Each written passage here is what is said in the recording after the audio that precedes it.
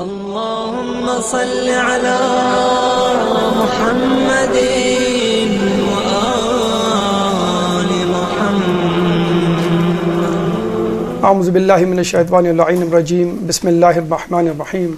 رب اشرح لی صدری ویسر لی امری واحلل عقدۃ من لسانی یفقهوا قولی. ان اللہ وملائکتہ یصلون علی النبی یا ایھا الذین آمنوا صلوا علیہ وسلموا تسلیما. اللہم صل علی محمد.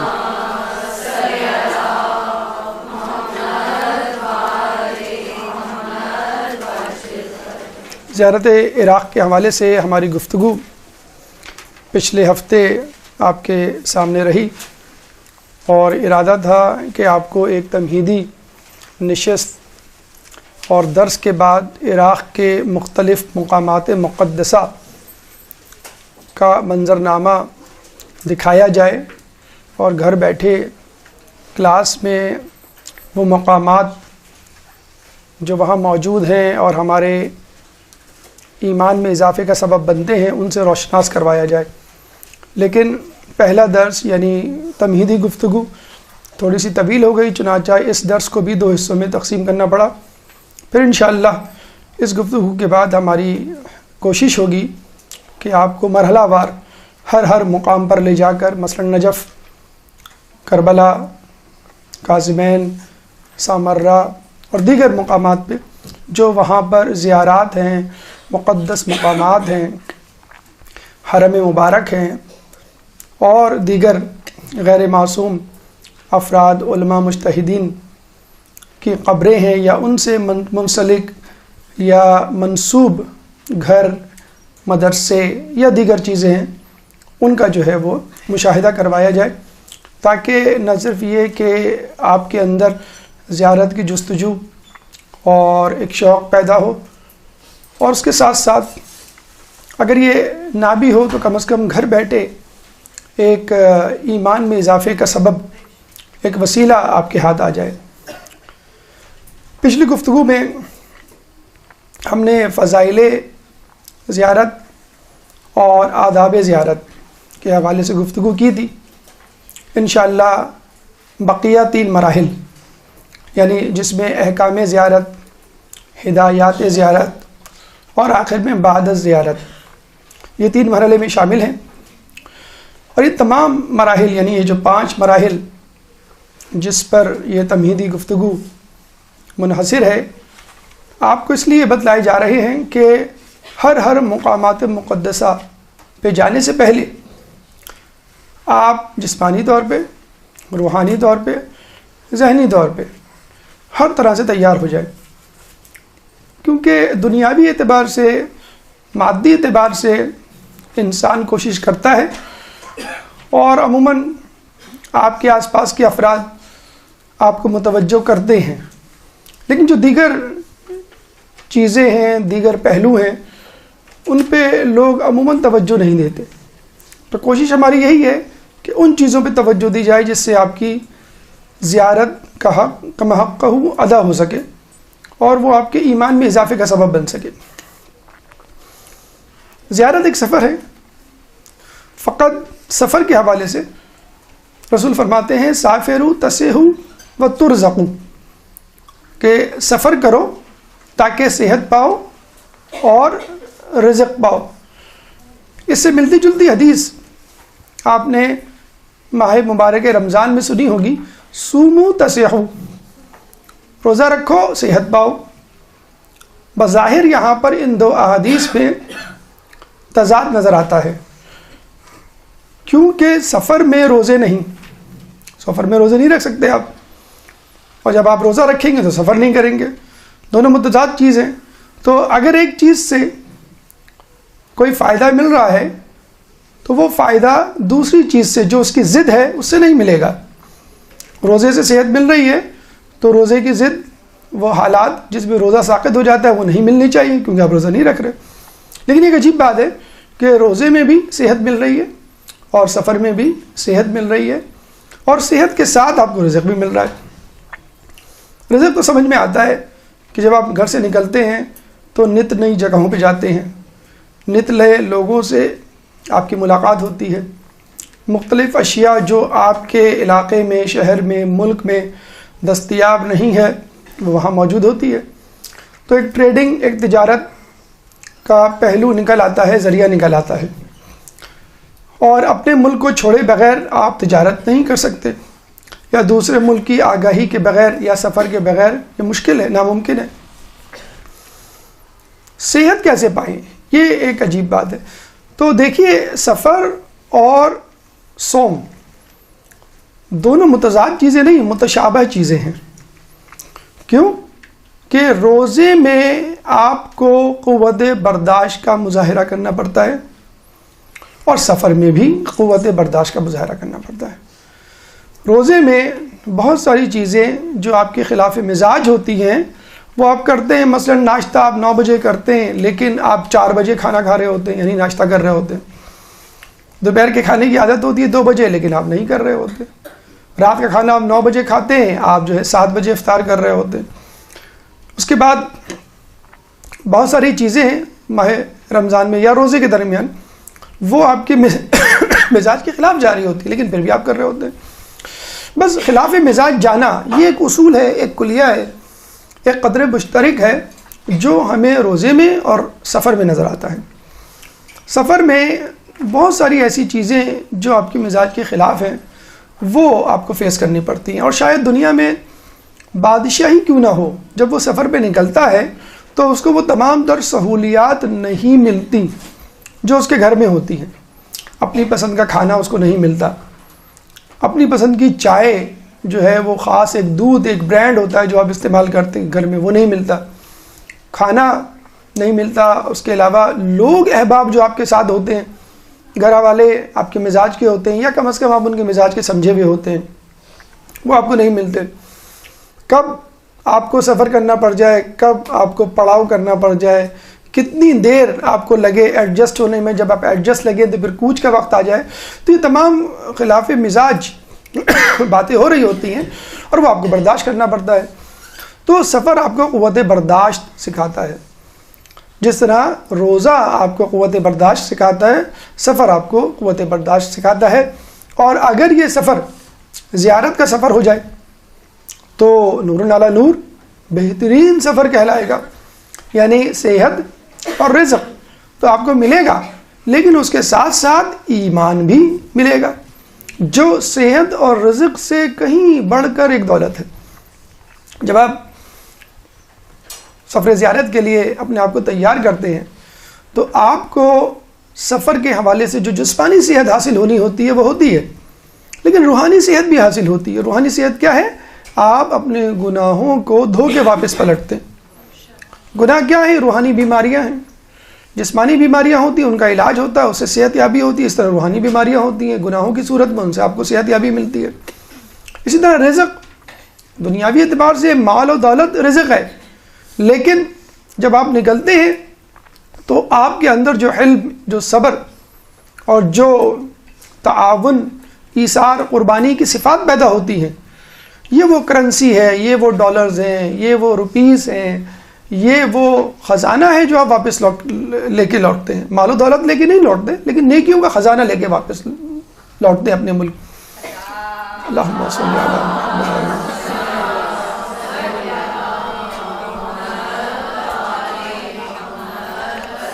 یوں آپ سفر زیارت میں اپنا تزکیہ نفس بھی ساتھ ساتھ کر رہے ہوتے ہیں، اور یہ تزکیہ نفس پھر آپ کے ایمان میں زیادتی کا سبب بنتا ہے.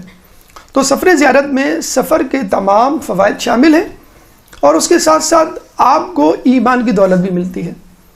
لیکن اس کے لیے ضروری ہے کہ انسان سفر زیارت میں جسمانی طور پہ، ذہنی طور پہ اور روحانی طور پہ تینوں طریقے سے تیار ہوں. اگر آپ کسی ایک طریقے سے بھی غیر موجود، غیر حاضر، ایبسنٹ ہوئے، تو آپ کو اس پہلو سے، اس شعبے سے، اس زاویے سے جو فائدہ حاصل ہونا ہوگا وہ نہیں ہوگا. جسمانی طور پہ حاضر ہونا تو بالکل ایسا ہی ہے جیسے آپ نے پاسپورٹ لیا، بنوایا یا رینیو کروایا، ویزے کے لیے اپلائی کیا، پھر آپ نے ٹکٹ خریدا، پھر آپ ایئرپورٹ پہنچے، پلین میں بیٹھے، پھر ہوٹل گئے، پھر ہوٹل سے زری کے پاس حرم حسین میں یا حرم امام علی میں یا حرم معصوم میں جہاں آپ کو زیارت کرنی ہے. یہ ہے جسمانی زیارت کہ آپ کو اپنے جسم کے ساتھ وہاں موجود ہونا ہے. اچھا، اس میں ایک نقطہ تھوڑا سا اور ایڈ کر لیں، جسمانی طور پہ بھی صحت مند ہونا ضروری ہے. ٹھیک ہے، جیسے کھلاڑی ہے وہ جسمانی طور پہ کھیل کے میدان میں موجود ہے لیکن بیمار ہے، نزلہ زکام کھانسی کا شکار ہے. ایک فٹ بالر ہے، اس کو پیر میں انجری ہو جاتی ہے اور وہ اسی انجری کے ساتھ میدان میں اترتا ہے اور نہ دوڑ پاتا ہے نہ کچھ کر پاتا ہے. تو لوگ کہتے ہیں بھئی کیا ہوا؟ کہنے لگے میرے پیر میں چوٹ لگی ہوئی کب سے؟ 1 ہفتے پہلے سے. بھئی آپ نے اس کا علاج کیوں کروایا؟ نہیں کروایا. تو اس کو افسوس ہوتا ہے کہ ہاں میرا میچ تھا، مجھے میڈیکلی فزیکلی فٹ ہونا چاہیے تھا. تو ایک غلطی جو زائرین کرتے ہیں، مثلا آپ کو زیارت پہ جانا ہے تو زیارت پہ جانے سے پہلے 1 ہفتے آپ واک شروع کر دیں، جیسے حج کے لیے کہا جاتا ہے. خود زیارت میں بھی بہت زیادہ واک ہوتی ہے. 1 ہفتے پہلے آپ کی نماز شب، آپ کی فجر اچھی ہونی چاہیے. 1 ہفتے پہلے آپ کو جو ہے نماز باجماعت، اگر آپ مرد ہیں تو نماز جماعت کی جو ہے وہ آپ اپنی عادت ڈلوائیں. 1 ہفتے پہلے اپنے آپ کو اگر عادت نہیں ڈلوا لیں تو ذہنی طور پہ اپنے آپ کو تیار کریں کہ یہ چیزیں مجھے وہاں نہیں ملیں گی. سردی ہوگی تو آپ پہلے سے انتظام کر لیں کہ مجھے سردی کے لیے کیا کرنا ہے. وہاں ہم نے دیکھا ہے کہ بہت سارے لوگ کیئرلیسلی، لاپرواہی، غفلت کی وجہ سے، مثلا کل آپ کو زیارت پہ جانا ہے، آپ کو کہا گیا بھائی فجر میں اتنے بجے اٹھ جائیے گا، یا آپ نہ اٹھ سکیں جو بھی ہے، آپ ناشتہ اتنے بجے کرنے ہوٹل کی لابی میں پہنچ جائیں اور ہم جو ہے وہ 7 بجے نکل جائیں گے. مثلا آپ نے یہ سن لیا اور آپ فزیکلی جسمانی طور پہ آپ وہاں موجود ہیں، لیکن کیا آپ نے رات کے 12 بجے، 1 بجے، 2 بجے، 3 بجے تک گپ شپ کی ہوٹل کی لابی میں بیٹھ گئے یا کمرے میں بیٹھ کے واٹس ایپ انٹرنیٹ یوز کرنے میں آپ نے اتنی دیر لگائی، 2-3 بج گئے اور صبح جو ہے آنکھیں سرخ آنکھوں کے ساتھ اٹھ رہے ہیں، نماز بھی گئی اور جب آپ وہاں پہنچے تو جو ہے وہ آپ نیند کی کمی کا شکار، تھکاوٹ کا. تو سفر کے شروع ہی میں آپ نے تھکن کو اپنا ساتھی بنا لیا. یہ آپ کو پہلے سے معلوم ہونا چاہیے تھا مجھے جسمانی طور پہ نہیں موجود ہونا ہے فقط، بلکہ جسمانی طور پہ فٹ ہو گئے. لوگ جو ہیں وہ رات کے 12 بجے یک سردی میں آئس کریم ڈھونڈ رہے ہوتے ہیں، رات کے 1 بجے جو ہے وہ کولڈ ڈرنک پینے کے لیے نکلے ہوتے ہیں. بھئی یہاں پہ فلاں کوک نہیں ملتی، فلاں پیپسی نہیں ملتی، فلاں برانڈ نہیں ملتا. تو یہ سب عادتیں آپ کو چھوڑنی ہے، کیونکہ آپ کو صرف جسمانی طور پہ نہیں، جسمانی طور پہ بہت اچھی، جیسے ہم کہتے ہیں بھئی آپ کا ایگزام ہے کل، تو امی ابو کیا کہتے ہیں، ٹیچر کیا کہتے ہیں، بھئی بہت اچھی نیند لیے گا، اچھا ناشتہ کیجیے گا، یہ نہیں ہوگا ناشتے کے بغیر آپ چلے جائیں، بہت زیادہ بھی نہیں کیجیے گا، لائٹ ناشتہ کیجیے گا. تو یہ جو احتیاطیں ہیں جب آپ امتحان کے لیے روا رکھتے ہیں تو آپ زیارت کو کیوں نہیں اتنی اہمیت دیتے؟ اس کا مطلب ہے ہمارے ذہن میں زیارت کی اہمیت امتحان سے بھی کم ہے. تو زیارت کے لیے فزیکلی پریزنٹ ضروری نہیں ہے، فزیکلی فٹ ہونا بھی آپ کے لیے ضروری ہے. دوسری چیز، ذہنی طور پہ آپ موجود ہوں. آپ زری کے سامنے بیٹھے ہوئے ہوٹل کے بارے میں سوچ رہے ہیں، آپ حرم میں بیٹھے ہوئے گھر کی یاد ستا رہی ہے آپ کو، آپ جو ہے زیارت پڑھ رہے ہیں اور جو ہے آپ ادھر ادھر دیکھ رہے ہیں. اکثر لوگ جو کتابیں ہی لے کے نہیں آتے، دوسروں کی کتابیں وہ جھانک کے دیکھ رہے ہوتے ہیں. نہیں بھی دیکھ رہے تو کوئی بات نہیں، مولانا صاحب پڑھ رہے ہیں. اور جب قیامت میں مولانا صاحب آپ کے حصے کی جنت لے کے جا رہے ہوں گے تو آپ کہیں گے کہاں جا رہے ہیں، میں نے آپ کے حصے کی زیارت پڑھی تھی. تو یہ جو کیئرلیسنس ہے ذہنی طور پہ جیسے فزیکلی تو ہم نے آپ کو بتا دیا کہ آپ کو فٹ ہونا ہے، اچھی نیند ہو، اچھا کھانا ہو اور پرسکون انداز سے پورے اچھے، جیسے اگر سردی ہے تو سردی والے کپڑے پہن کے آپ نکلیں بالکل پوری احتیاط کے ساتھ، تاکہ آپ کا سفر اچھا گزرے. اگر فرض کر لیں آپ سویٹر پہن کے نہیں نکلے، فرض کر لیں آپ جو ہے وہ ناشتہ کر کے نہیں نکلے اور آپ کے چائے نہ پینے کی وجہ سے سر میں درد ہو رہا ہے یا آپ نے نیند پوری نہیں کی، وہاں بہت شوق ہے. صرف کراچی والوں کو سوری ٹو سے میں نے دیکھا ہے اور پاکستانیوں کو رات گئے تک گپ شپ لگاتے ہیں، ورنہ کسی قوم کو نہیں دیکھا میں نے وہاں پر. اگر ہے بھی تو چلے ٹھیک ہے، آپ نے ایک ٹائم ٹیبل سیٹ کیا ہوا ہے. مطلب افسوس کے ساتھ کہنا پڑتا ہے جس طرح ہم اپنے روٹین میں ٹائم ٹیبل ہمارا سیٹ ہوتا نہیں، بغیر ٹائم ٹیبل کے ہم زندگی گزار رہے ہیں. کب سونا ہے؟ 12 بجے، پتہ لگا آپ 2 بجے تک جاگ رہے ہیں. کیوں بھائی؟ آپ 12 بجے بس وہ فون آ گیا تھا، ٹی وی، یہ وہ تمام چیزیں، گپ شپ وغیرہ میں. امام کے پاس جا رہے ہیں 12 دن فرض کر لیں، اگر 2 ممالک ہیں فرض کر لیں 20 دن یا لمبا ٹور ہے تو وہ 20 دن کا ایک ایک لمحہ جو ہے وہ آپ کو یوز کرنا ہے. دیکھیں آپ کے پاس انٹرنیٹ موجود ہے، انٹرنیٹ والا آپ کو یہ کہے کہ 1 گھنٹے میں آپ کو سروس نہیں دوں گا، آپ کتنے فون کھڑکاتے ہیں؟ 1 گھنٹہ سروس تو دور کی بات، آپ کا انٹرنیٹ سلو ہو جائے تو آپ کو کتنا غصہ آتا ہے بھائی انٹرنیٹ کیوں سلو ہو گیا، میرا پیکیج تو یہ والا ہے اور آپ جو ہے وہ مجھے لوور پیکیج والی اسپیڈ دے رہے ہیں، کتنا غصہ کرتے ہیں. تو آپ زیارت کے لیے جا رہے ہیں, آپ نے پوری پیمنٹ کی ہے, آپ پورا وقت وہاں لگا رہے ہیں, یعنی 12 دن فرض کر لیں, 12 دن کی آپ نے چھٹی لی ہے, 12 دن آپ گھر سے دور ہیں, اور آپ وہ کوالٹی نہیں دے رہے زیارت کو, تو امام کو غصہ آئے گا کہ نہیں آئے گا کہ بھئی تم زیارت کے لیے آئے ہو, 12 دن کے لیے آئے ہو, 12 دن سے دنیا سے دور ہو, لیکن وہ کوالٹی تم کیوں نہیں دے رہے, تم ذہنی طور پہ میرے ساتھ موجود کیوں نہیں ہو. تو جب آپ انٹرنیٹ والے کو سنا سکتے ہیں تو امام بھی آپ کے سامنے آپ کے لیے غصہ ہو سکتے ہیں. بہترین طریقہ ذہنی طور پہ آمادہ ہونے کا, جتنے بھی آداب کتابوں میں موجود ہیں ان کو 1 by 1 step by step follow کریں.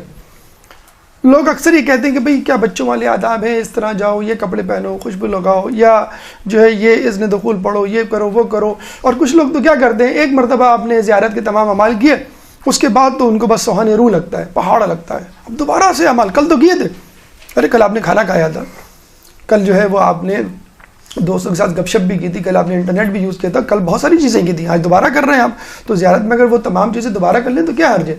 زیارت کی کتاب جو کاروان والے دیں, پرسنل کتاب آپ کے پاس ہونی چاہیے, بالکل ایسے جیسے آپ کا بٹوا, آپ کا پرس, آپ کا پین, آپ کے گلاسز آپ کے ساتھ ہوتے ہیں, آپ کی وہ کتاب آپ کے پاس, کارواں والوں کی کتاب اسپیشلی آپ کے پاس ہونی چاہیے. باقی کتابیں آپ کے پاس ہو یا نہ ہو, ٹیبلیٹ میں ڈاؤن لوڈ کریں یا نہ کریں, زیارت والی کتاب, کیونکہ زیارت والی کتاب آپ جب لے کے جاتے ہیں تو مولانا صاحب وہاں پہ پڑھ رہے ہوتے ہیں یا آپ خود بھی پڑھ رہے ہوتے ہیں, تو وہ اسٹیپ بائی اسٹیپ جو پڑھ رہے ہوتے ہیں, جو جماعت والا انداز ہوتا ہے وہ بہت خوبصورت ہوتا ہے, وہ ایک روحانیت پیدا کرتا ہے آپ کے اندر. اور اس میں ایرانی قوم کا جواب نہیں, ہم لوگ بہت پیچھے ہیں, مطلب شاید 10% بھی با جماعت زیارت کا حق ہم ان کی طرح نہیں ادا کرتے. 10% ہوں گے یقین کریں جو ان کے یہاں وہ ہوتا ہے. ہم نے دیکھا ہے کہ جب زیارت کے لیے اترتے ہیں ہم لپک رہے ہوتے ہیں ہوٹل جانے کے لیے, ہم فوراً جو ہے وہ پوچھ رہے ہوتے ہیں بھئی وہ کمرے میں کموڈ ہے کہ نہیں ہے, ہم جو وہ پوچھ رہے ہوتے ہیں کہ بھئی جو یہاں پہ وائی فائی کے سگنلز, کسی کو فکر نہیں ہوتی قبلہ کس طرف ہے. وہ کمرے میں ایک ہوٹل ہے, وہ غلطی سے اس کے کموڈ جو ہیں وہ قبلے کی طرف بنا دیے گئے, اور فلور بھی اس کا ایک ہی فلور پہ اتفاقاً ایسا ہوا ہے, تو کسی کو فکر نہیں ہوتی. یعنی بہت کم لوگ ایسے ہیں جو متوجہ ہوتے ہیں, ہاں وائی فائی کے سگنل نہیں آئے تو فوراً آ کے ایک فلور سے 4 لوگ نیچے اتر کے آگے ریسیپشن والے کو برا بھلا کہہ رہے ہوتے ہیں کہ بھئی وائی فائی کے سگنلز نہیں آ رہے. تو آپ جس چیز کی فکر کریں گے تو آپ کو وہی چیز پرووائڈ کی جائے گی, اور جس چیز کی فکر نہیں کریں گے وہ چیز پرووائڈ نہیں کی جائے گی. قافلے والے ہوں یا ہوٹل والا ہو یا کوئی اور ہو, وہ وہی چیزیں دے گا جس کی آپ کو فکر ہے. ذہنی طور پہ آمادگی کا بہترین طریقہ یہ ہے کہ آپ تمام آداب پروٹوکول کو فالو کریں. جیسے آپ شادی بیاہ میں جاتے ہیں نا, تو کیا ڈریسنگ کا خیال رکھتے ہیں, کتنی چیزوں کا خیال رکھتے ہیں. جب آپ کے یہاں گھر میں خود شادی ہو تو آپ آس پاس کتنا بار بار طاہرانہ نگاہ دوڑاتے ہیں, کوئی چیز کسی چیز کی کمی تو نہیں رہ گئی. زیارت کی کتاب عموماً ہمارے یہاں تو ترجمے والی ہوتی ہے, تو وہ ترجمے والی اپنے ساتھ رکھیں اور کوشش کریں کہ ترجمے کے ساتھ پڑھیں. ہوٹل میں ایک مرتبہ ترجمہ پڑھ کے چلے جائیں, ٹھیک, بار بار کہ اس کا متن آپ کو یاد ہو جائے, اس کا مفہوم آپ کے ذہن میں حفظ ہو جائے, ازبر ہو جائے, اور جب وہاں پڑھیں گے تو پھر آپ کی ایک ذہنی آمادگی ہوگی, آپ مکمل طور پہ متوجہ ہوں گے. تو جسمانی موجودگی کے ساتھ ذہنی موجودگی بہت ضروری ہے. لمحے بھر کے لیے بھی خیال نہیں آنا چاہیے آپ کو گھر کا, لمحے بھر کے لیے بھی خیال نہیں آنا چاہیے آپ کو ہوٹل کا, لمحے بھر کے لیے بھی خیال نہیں آنا چاہیے بہت دیر ہو گئی. اتنا مگن ہوں آپ امام کے ساتھ, زیارت کے ساتھ, آداب کے ساتھ, اعمال کے ساتھ. اس کے بعد روحانی طور پہ یہ ایک بڑا ایشو ہے کہ ہمیں جسمانی طور پہ سمجھ میں آ جاتا ہے کہ you have to be there physically, ٹھیک ہے. پھر یہ بھی سمجھ میں آ جاتا ہے کہ بھئی ہمیں ذرا فٹ ہو کے جانا ہے, فزیکلی بالکل فٹ ہو کے جانا ہے, کمفرٹیبل, بہت اچھا ناشتہ, بہت اچھی نیند, اور کوئی فکر ہمیں پیچھے نہیں چھوڑنی. جتنی دیر میں آپ جائیں گے کچھ نہ کچھ بھول جائیں گے, کبھی موبائل بھول جائیں گے, کبھی جو ہے پرس بھول جائیں گے, کبھی پیسے بھول جائیں گے, اور پھر راستے بھر جو اپنے ساتھ والے شخص کو, اپنے ساتھی کو آپ پریشان کر رہے ہوں گے. تمام تیاری کے ساتھ جائیں. ذہنی طور پہ میں نے کہا کتاب آپ کے ساتھ ہو, اگر کتاب نہ بھی ساتھ ہو تو وہاں پہ مفاتی موجود ہوتی ہے, قرآن موجود ہوتا ہے, جتنا وقت وہاں پہ رہیں یہ کتابیں آپ اویلیبل ہیں, پڑھ لیں. کتاب لے جانے کی ممانعت نہیں ہوتی, موبائل لے جانے کی ممانعت ہوتی ہے, 40 میں نہیں ہوتی. اگر آپ چاہتے ہیں موبائل لے کے اندر جائیں تو 40 پہ آپ جا سکتے ہیں, لیکن 40 پہ اندر جانا ہی بڑا مشکل کام ہوتا ہے. روحانی طور پہ آپ کس طرح اپنے آپ کو تیار کریں, یہ بھی ایک بہت بڑا ایشو ہے. اس کا بہترین طریقہ یہ ہے کہ جب بھی آپ زیارت پہ جائیں مکمل معلومات کے ساتھ جائیں. یہ ایک ایسا پہلو ہے جو مومن اور مومنات, مومنین اور مومنات دونوں جو ہیں وہ اگنور کرتے ہیں. یعنی ان کو چاہیے کہ کتاب کی دکان پہ چلے جائیں. آپ نے کتنے پیسے خرچ کیے, 80,000, لاکھ, 1.5 لاکھ. آپ 500 روپے کی کتابیں نہیں خرید سکتے، 1000 روپے کی کتابیں نہیں خرید سکتے، جو آپ کو بتا رہی ہیں کہ آپ کی زیارت قبول کیسے ہوگی۔ کتاب کی دکان پہ جائیں، جتنی کتابیں ملیں آپ لے لیں، 80,000 کے مقابلے میں، 1,00,000 1,50,000 کے مقابلے میں 1000 2,000 کی کتابیں کوئی مشکل ہے کیا؟ آپ اتنے جوڑے، 6 جوڑے، 10 جوڑے جو ہے وہ آپ لے کے جا رہے ہیں، آپ جو ہے ½ کلو اور 2 کلو کی کتابیں اپنے سوٹ کیس میں نہیں ڈال سکتے۔ انڈر ایسٹیمیٹ کرنا، اگنور کرنا اور غفلت کا مظاہرہ کرنا۔ آپ جب بھی جس جگہ، جس مقام کی، جس شخصیت کی زیارت کے لیے جائیں، اس کی معلومات ہونی چاہیے۔ پہلے علم ہونا چاہیے، پہلے معلومات ہو، اس کے بعد علم، پھر اس کے بعد ایمان، لیکن پہلا درجہ معلومات ہی کا ہوگا، یعنی آپ کو پڑھنا چاہیے سطر با سطر۔ جس امام کے حرم اور زری کے پاس آپ جائیں گے، جیسے 6 امام آپ کو عراق میں ہیں، تو 6 کی زبان حیات بہت اچھی طرح رٹی ہوئی ازبر ہونی چاہیے آپ کو۔ جو کتابیں موجود ہیں وہ آپ پڑھ کے جائیں، یا چاہیں تو وہ کتاب لے کے چلے جائیں، کوئی حرج نہیں ہے، جہاں اتنا سامان ڈال رہے ہیں وہ بھی سامان ڈالیں۔ اور یہ جو آپ خوش گپیاں لگا رہے ہوتے ہیں ہوٹل میں یا کمرے میں بیٹھ کے، آپ وہ کتابیں پڑھیں، ایک دوسرے سے شیئر کریں، دروس جتنے جہاں اویلیبل ہوں سنیں، ان کو لکھیں اور ان کو اپنے ساتھ لے کے جائیں۔ کچھ لوگوں کے پاس فوٹو کاپی یا پرنٹ آؤٹ کی فارم میں کچھ نقشے وغیرہ ہوتے ہیں، اس کو بھی اگنور نہ کریں، انڈر اسٹیمیٹ کریں، اس کو بھی لے کے جائیں۔ بہت افسوس کے ساتھ کہنا پڑتا ہے کہ ہمارے دیگر جو ممالک ہیں، جیسے عراق ہے، ایران ہے، حتیٰ کہ ویسٹرن کنٹریز میں ان کتابوں کے ترجمے ہو رہے ہیں۔ ابھی یہ کتاب آئے گی انشاءاللہ، میں اس کا آپ کو تذکرہ کروں گا، عراق کی زیارات کے حوالے سے، رہنمائے مصور، وہ پوری البم ہے، لیکن ہم نے بہت کوشش کی، وہ کتاب اردو میں نہیں ملی، عربی میں تھی اور فارسی میں تھی۔ خیر وہ ہم نے فارسی والی کتاب خریدی، یقین کریں لاجواب کتاب، بہترین کتاب ہے۔ یعنی اگر اس کتاب میں موجود زیارات کے پیچھے پڑ جائیں آپ کہ مجھے ہر جگہ جانا ہے، تو قافلے والے آپ کا آپ کے سامنے ہاتھ جوڑ لیں گے کہ بھائی آپ بتائیے گا، یا آپ نے اتنی زیارت بتا دی ہے کہ یہ تو ہمیں بھی نہیں معلوم ہے، ہم جو 20 سال سے یہاں پہ آ رہے ہیں، وہ اتنی زیارت ماشاءاللہ اس میں لکھی ہوئی ہیں۔ اور ٹھیک ہے، اگر زیارات فرض کر لیں مدائن میں ہے، بغداد میں ہے، تو قافلے وہ آپ کو اسٹریٹ منع کر سکتے ہیں، اور یہ بھی حماقت ہے، آپ زبردستی جو ہے وہ ان پہ مسلط ہو جائیں کہ بھئی مجھے وہ نواب اربا کی زیارت کرواؤ جو بغداد میں، اور بغداد کے حالات، کازمین بھی آپ جاتے ہیں ڈرتے ڈرتے، ایک دن کا جو ہے وہاں پہ اسٹے ہوتا ہے، کچھ لوگ ایک دن بھی نہیں ٹھہراتے۔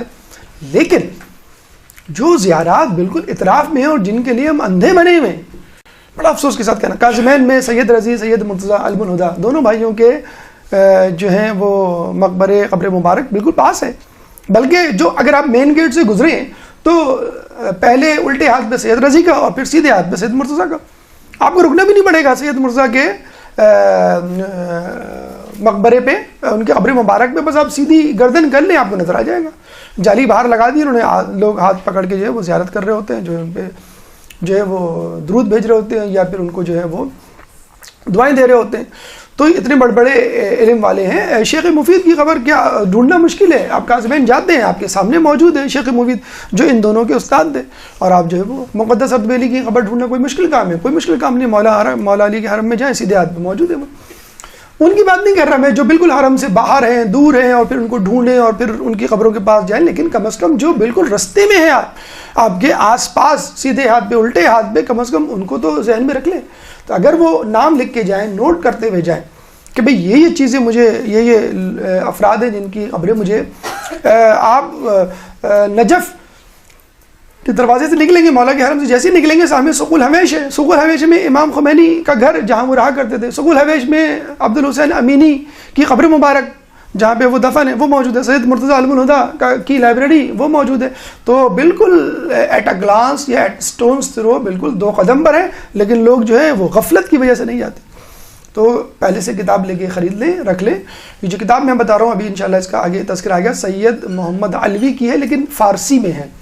اگر ویسے مشورہ تو یہ کہ فارسی میں ملے تو لکھ لیں، کچھ نہ کچھ سمجھ میں آ جائے گی آپ کو، اس بہانے فارسی کی تھوڑی سی آپ کو تجسس اور شوق پیدا ہو جائے گا۔ اور البم نما کتاب ہے وہ، تو سمجھنا تو مشکل کام نہیں ہے، تو البم میں تصویریں بھی ساتھ ساتھ آپ کی چلیں گی، آپ کو پتہ چل جائے گا۔ پوری جانکاری، پوری معلومات، پورا علم لے کے جائیں گے تو آپ کو شوق پیدا ہوگا۔ جیسے ایک گاؤں دیہات سے آ جائے کراچی کوئی، ٹھیک ہے، قاضی کا مزار دیکھ لیا اور کلفٹن چلا گیا، پھر چلا گیا وہ واپس، کہ ہمیں 2 ہی معلوم تھے۔ ارے بھائی تم ذرا معلومات کر کے جاتے، یا کم از کم مقامی آدمی کو پکڑ لیتے، اس سے پوچھ لیتے، تو وہ تمہیں پورا کراچی گھماتا۔ تو ہمارا بھی حال وہی ہے، جو لگی بندی زیارت ہیں، اور کاروان والے بھی خوش ہوتے ہیں کہ بھی ہمیں تنگ کرنے والے لوگ نہیں ملے، بس جو ہم زیارت کروا رہے ہیں بس وہ کر رہے ہیں خاموشی سے. پہلے سے مینٹلی تیار ہو کے جائیں. تھوڑی سی توجہ آپ بھی اگر قافلے والوں کو دلا دیں کہ بھائی اس میں کوئی خرچہ نہیں آئے گا, اس میں اضافی بس نہیں کرنی پڑے گی, یہ آتے جاتے دائیں طرف بائیں طرف یہ زیارتیں موجود ہیں. ائمہ کی زیارت واقعی ایک بہت بڑا کام ہے, معصوم کی زیارت ہے, لیکن جن لوگوں نے ہمیں معصوم سے متعارف کروایا پہلے تو آپ ان کا شکریہ ادا کریں. شکریہ کہ آپ نے جو ہے سید رضی کی زیارت کیا ہمیں مولا علی سے پہلے نہیں کرنی چاہیے, کہ آپ کا شکریہ آپ نے مولا کے اقوال جو ہے وہ ہم تک پہنچائے. سید مرتضیٰ کی زیارت, شیخ مفید کی زیارت, تو ان کی زیارت بہت ضروری ہے تاکہ آپ ان کا شکریہ ادا کر سکیں, اور جب ان کا شکریہ ادا کر سکیں گے, ان کے احسان کو جو ہے آپ مان سکیں گے, پھر مولا کے بھی احسان کو مان سکیں گے. اللہم صلی اللہ علیہ.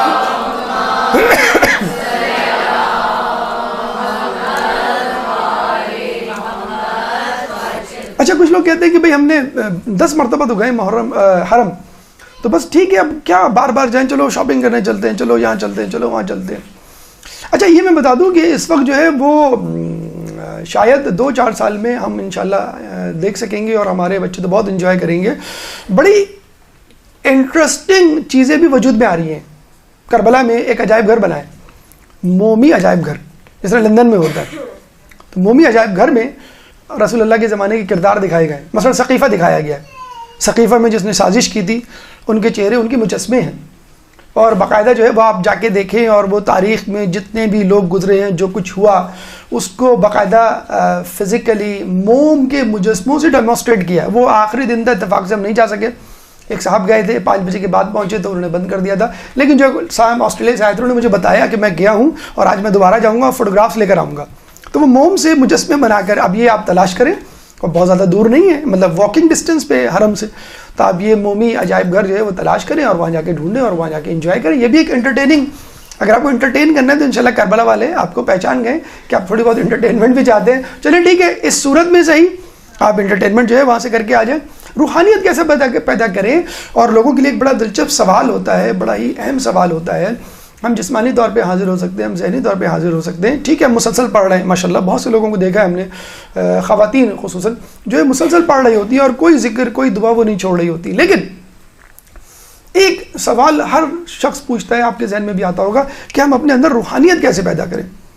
مطلب جو ہم کہتے ہیں نا کہ جسمانی سمجھ میں آ گیا, ذہنی طور پہ سمجھ میں آ گیا, مینٹلی پریزنٹ ہے. روحانیت, دیکھیں روحانیت پیدا کرنے کا, ویسے تو یہ روحانیت یکدم نہیں پیدا ہوتی ہے, عموماً اس میں ٹائم لگتا ہے, لیکن ایک بہترین طریقہ فرض کر لیں, آپ خدا نخواستہ گناہ گار ہیں, بہت زیادہ گناہ گار ہیں, اور بہت ہی جسے کہتے ہیں کہ 180 ڈگری پہ چل رہے تھے, کربلا آئے, جف آئے, تو بالکل آپ بدل گئے, بدلنا چاہتے ہیں, ٹھیک ہے. اب آپ وہاں پہنچ گئے, وہاں پہنچنے کے آپ کہہ رہے ہیں کہ اب مجھے 10-12 دن میں اپنے آپ کو بدلنا ہے, ٹھیک ہے, میں اب تک ایسا نہیں تھا یا نہیں تھی, لیکن اب مجھے کوئی طریقہ بتا دیجئے فوری طور پہ کہ اب میں 10-12 دن کے بعد جاؤں تو بس بدل چکا ہوں, میں تیار ہوں مینٹلی. جتنا پہاڑ کھودنا پڑے گا, جتنے کنویں کھودنے پڑیں گے, دودھ کی نہریں نکالنی پڑیں گی, کچھ بھی کرنا پڑے گا, میں تیار ہوں. ٹھیک ہے, بہت سمپل سا طریقہ ہے. زری کے سامنے بیٹھ جائیں یا کھڑے ہو جائیں, بس زری کو تکتے رہیں, جیسے میں امام کو دیکھ رہا ہوں, یا امام کی زیارت کر رہا ہوں, میرے سامنے امام کھڑے. اس کے بعد جس طرح آپ اپنے کلوز فرینڈ سے دل کھول کے باتیں کرتے ہیں, وہ باتیں جو آپ اپنی امی ابو کو نہیں بتاتے, آپ ان کو بتاتے, تو دل کھول سے امام سے بات کریں. کہاں سے شروع کریں؟ گناہوں سے شروع کریں. امام میں نے یہ گناہ کیا, میں نے یہ گناہ کیا, ایک ایک گناہ دہرائیں. فلم موجود ہوتی ہے آپ کے, ہم تو یہ سمجھتے ہیں کہ ہم نے گناہ کیے, معاف بھی کر دیے ہوں گے اللہ نے, ہم تو بہت متقی, ہم نے اس دن استغفار کی تسبیح پڑھی تھی, ہم نے فلاں دن یہ کیا تھا. موسیٰ علیہ السلام ایک دفعہ جا رہے تھے, ایک شخص سجدے میں تھا اور بہت گریا کر کے رو کے دعائیں مانگ رہا تھا. موسیٰ علیہ السلام نے اللہ سے کہا کہ اللہ اس کا گناہ معاف کر دے. موسیٰ علیہ السلام وہاں سے گئے, شام کو واپس آئے, پھر اسی طرح سجدے میں. تو موسیٰ علیہ السلام نے کہا, اے اللہ, صبح سے لے کے شام تک یہ سجدے میں, تو نے اب تک اس کا گناہ نہیں معاف کیا. تو اللہ نے ہاتف غیبی سے آواز دی کہ موسیٰ, اگر یہ قیامت تک اسی حالت میں اپنی ناک رگڑتا رہے تو میں اس کا گناہ نہیں معاف کروں گا, چاہیے کتنے استغفار کر لے. موسیٰ علیہ السلام نے کہا کیوں؟ اللہ نے فرمایا کیونکہ اس کے دل میں اب تک اس گناہ کی لذت موجود ہے. اعوذ باللہ, خدا نخواستہ یہ کیس ہمارے ساتھ تو نہیں, گناہ ہم نے بھی کیے, کیا اس کی لذت موجود ہے؟ ایک لمحے کے لیے اس گناہ کو اپنے ذہن میں لائیے اور محسوس کیجئے آپ کو شدید غصہ آتا ہے, نفرت ہوتی ہے اپنے آپ سے, منہ نوچنے لینے کا جی چاہتا ہے, تو سمجھ جائیے کہ گناہ معاف ہو گیا. لیکن آنکھ بند کر کے اس گناہ کو یاد کر کے آپ کے لبوں میں مسکراہٹ آتی ہے, کیا دن تھے, ہم ایسے تھے, ہم ویسے تھے. جیسے گھر میں بات چلتی ہے نا, ارے تمہارے ابو تو بڑے ڈسکو تھے اور وہ فلاں کے شادی میں جو ہے وہ ناچا کرتے تھے اور فلاں گلوکار ان کو نعوذ باللہ, اور وہ بھی بڑے مسکرا کے ہاں بیٹا. یہ لذت ہے جو ابھی تک آپ کے ساتھ چلی آ رہی ہے, جوانی میں, بڑھاپے میں, یہ ساتھ ساتھ چل رہی ہے. قبر میں نہ خدا نہ خواستہ چلی جائے تو اگر یہ لذت موجود ہے تو گناہ نہیں. اور ویسے بھی امام کو بتلانے میں کیا حرج ہے. آپ ڈاکٹر کے پاس جاتے ہیں, بہت ساری باتیں آپ اپنے گھر والوں سے نہیں کر رہے ہوتے, ٹھیک ہے, لیکن ڈاکٹر کے پاس جا کر ادھر ادھر دیکھنے کے بعد آپ تمام حال دل سنا دیتے. کیوں؟ کیونکہ آپ کو اپنی بیماری عزیز ہے. اگر میں ڈاکٹر سے جھوٹ بولوں گا, چھپاؤں گا, تو میرا علاج کون کرے گا؟ ڈاکٹر سے آپ سارا حال دل کہہ دیتے ہیں, آپ امام سے حال دل نہیں کہہ رہے. ایک ایک گناہ ون بائی ون یاد کر کے جائیں کہ یہ گناہ جن کے بارے میں مجھے شک ہے کہ یہ نہیں معاف ہوئے ہوں گے. سارے گناہ, یا کم از کم وہ گناہ جن کے بارے میں آپ سوچ کے پریشان ہو جاتے ہیں, امی کو پتہ چل گیا, ابو کو پتہ چل گیا, میرے دوست احباب کو پتہ چل گیا, یا جس نے دیکھا تھا اگر اس نے سب کو بتا دیا تو کیا ہوگا؟ امام سے کہ امام یہ میں نے گناہ کیا تھا, آپ کے سامنے اقرار کرتا ہوں, لیکن خدا کے لیے آپ جو ہے قیامت میں لوگوں کے سامنے شرمندہ مت کروائیے گا, میرا ایک گناہ بخشوا دیں. ایک گناہ جب ختم ہو جائے تو اپنی بری عادتیں ذہن میں لائیں. امام سونے کی بہت عادت ہے, آج بھی بڑی مشکل سے میں آیا ہوں. امام کھانے پینے کی بڑی عادت ہے, چائے کی غلط لت لگی ہوئی ہے مجھے, چائے اپنے مزاج کی نہ ملے, جتنے چمچے چینی پیتا ہوں, جو برانڈ دودھ کا پیتا ہوں, جو برانڈ پتی میں یوز کرتا ہوں وہ نہ ملے, تو یہ تکلفات میری زندگی سے اٹھا دے. امام غصہ بڑا جلدی آ جاتا ہے مجھے, چھوٹی چھوٹی باتیں جو ہے برداشت نہیں ہوتی, بیوی کی, بچوں کی, آپ یہ کسی طرح خلاف مزاج بات ہو جائے تو مجھے غصہ آ جاتا ہے. امام یہ تمام بری عادتوں کی بات کر رہا ہوں میں. بری عادتوں میں بعض اوقات گناہ نہیں آتے, زیادہ سونے کی عادت ہے, سست اور کاہلی کی عادت ہے. امی 10 مرتبہ کہتی ہیں بیٹا روٹی پکا لو, بھائی جان آنے والے ہیں, بیٹا روٹی پکا لو, ابو آنے والے ہیں, اور میں جو ہے وہ 10 مرتبہ جب سنتی ہوں ان کی ڈانٹ جب جا کے, تو یہ میری عادت ہے. سب کو معلوم ہے کس کی کیا عادت بری ہے. کسی کو سگریٹ کی عادت بری ہے, کسی کو پان کی عادت لگی, کسی کو گٹکے کی عادت لگی ہوئی ہے, کسی کو فضول گوئی کی عادت لگی ہوئی ہے. ایک عادت اپنے ذہن میں لائیں اور امام سے باتیں کریں.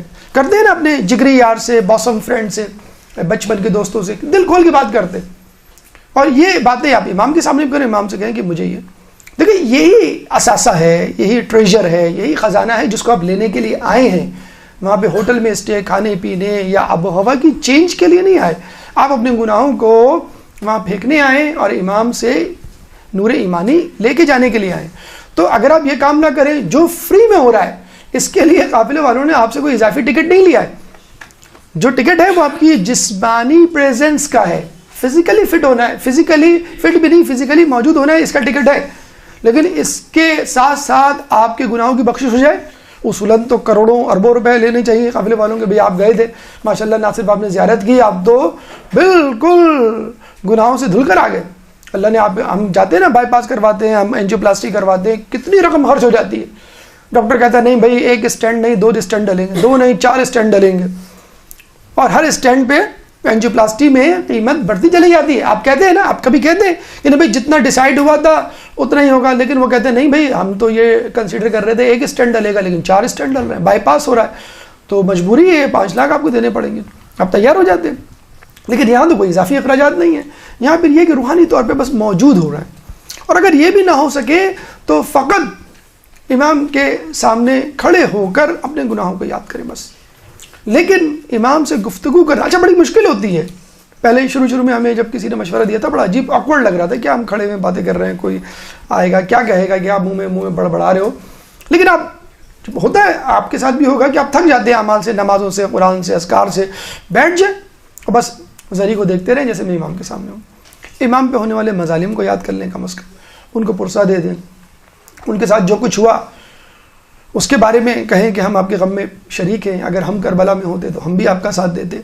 پرسہ سب سے پہلے دینا چاہیے. اس کے بعد اپنا حال دل یعنی اپنے مسائل, اور مسائل میں بھی مقدم رکھیں اپنی روحانی بیماریوں کو. اس کے بعد آپ کی جسمانی بیماریاں آتی ہیں, پھر آپ کی جو ہے دنیاوی حال احوال آتے ہیں. اس کے بعد تیسرا مرحلہ جو ہمیں آج انشاءاللہ شروع کرنا ہے وہ ہے احکام زیارت. احکام زیارت میں آپ کو فقہی مسائل کی تفصیل نہیں بتانی ہے، صرف متوجہ کرنا ہے. تفصیل آپ کتابوں سے اور فقہ کے استاد سے جو ہے سیکھ سکتے ہیں. احکام زیارت میں جو عموماً چیز آپ کو سب سے پہلے ٹکراتی ہے وہ خود زیارت سے متعلق ہے. زیارت سے متعلق جو کتابوں میں وارد ہوا ہے کہ ہر معصوم کی جو ہے ایک خاص دن ہے زیارت کا، وہ مخصوص ہے. مثلا شنبہ یا ہفتے کا دن رسول اللہ کی زیارت سے منسوب ہے.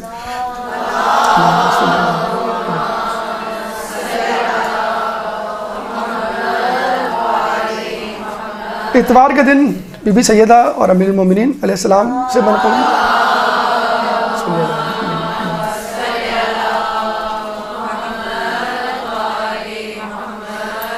پیر کا دن جناب حسنین سے امام حسن علیہ السلام اور امام حسین علیہ السلام سے منسوب ہے.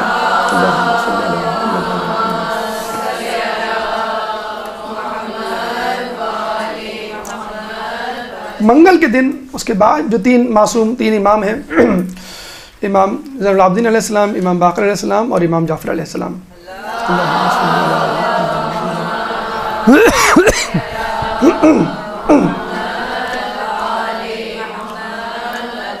بدھ کا دن یعنی چہارشنبہ، اتفاق سے چہارشنبہ 4 ائمہ کی زیارت سے جو ہے وہ منسوب ہے. امام موسیٰ کاظم علیہ السلام، امام علی رضا علیہ السلام، امام تقی علیہ السلام اور امام نقی علیہ السلام.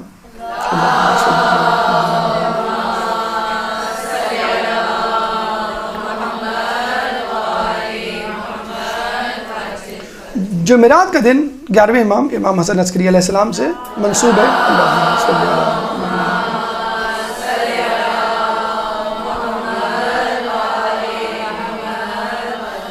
اور جمعے کا دن امام مہدی امام زمانہ علیہ السلام سے منسوب ہے.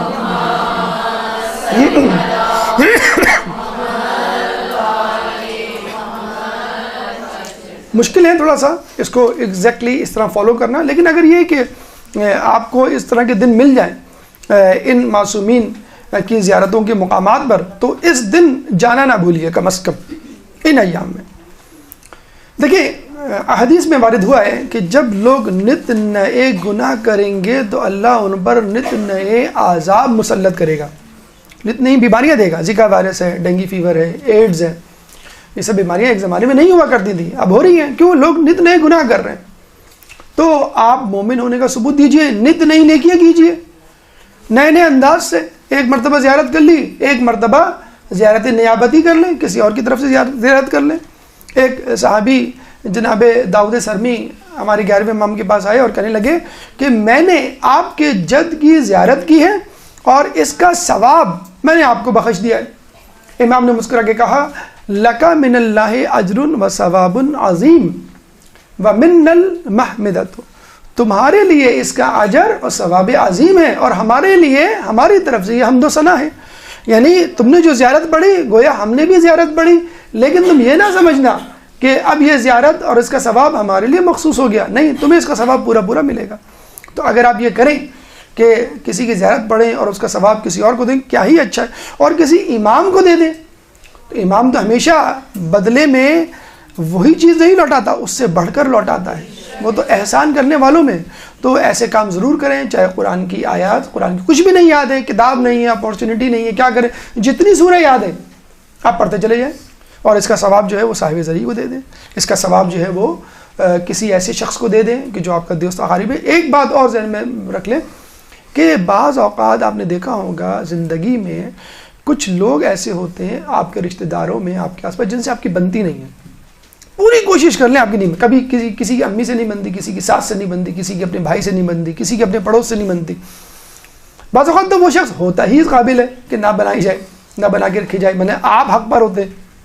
بعض اوقات ایسا نہیں ہوتا اور آپ پوری کوشش کرتے ہیں اور وہ آپ کی بات، آپ کا عذر سننے کے لیے تیار نہیں تھا. ایسے لوگوں کے دل کو موم کرنے کے لیے بہترین طریقہ ہے کہ ان کی نیابت میں کوئی نیکی کر دی جائے، اور یہ بہترین نیکی ہے، one of the best good deeds, کہ آپ جو ہیں ان کی نیابت میں، مطلب ایک شخص ہے جو آپ کا دشمن بنا بیٹھا ہے، آپ اس کی طرف سے ایک دل میں، اچھا بعض اوقات دل میں آپ کے دل میں کینہ آ جاتا ہے، دشمن نہیں بنا بیٹھا ہے، آپ کے دل میں بس کینہ آ گیا ہے.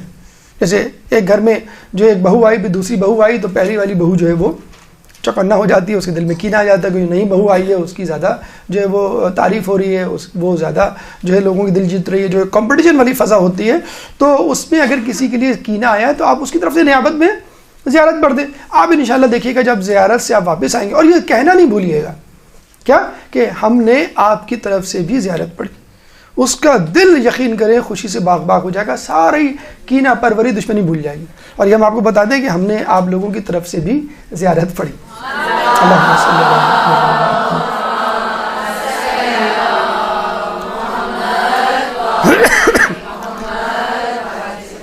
اگر زیارت میں کہا جائے کہ زیارت کے بعد جو اہم ترین چیز ہے وہ کیا ہے، وہ نماز ہے. خود زیارت کا جو عمل ہے اس کے بعد کیا اہم ترین جو نماز ہے، جس کو ہم لوگ سب سے زیادہ انڈر ایسٹیمیٹ کرتے ہیں. ہم تو زیارت کرنے آئے، کوئی یہاں نماز باجماعت پڑھنے تھوڑی آئے، ہم تو زیارت کرنے آئے، کوئی ہم نماز حرم میں پڑھنے کے لیے تو نہیں آئے مثلا. ٹھیک ہے، ہم جائیں گے اور بس زیارت کر کے آ جائیں گے.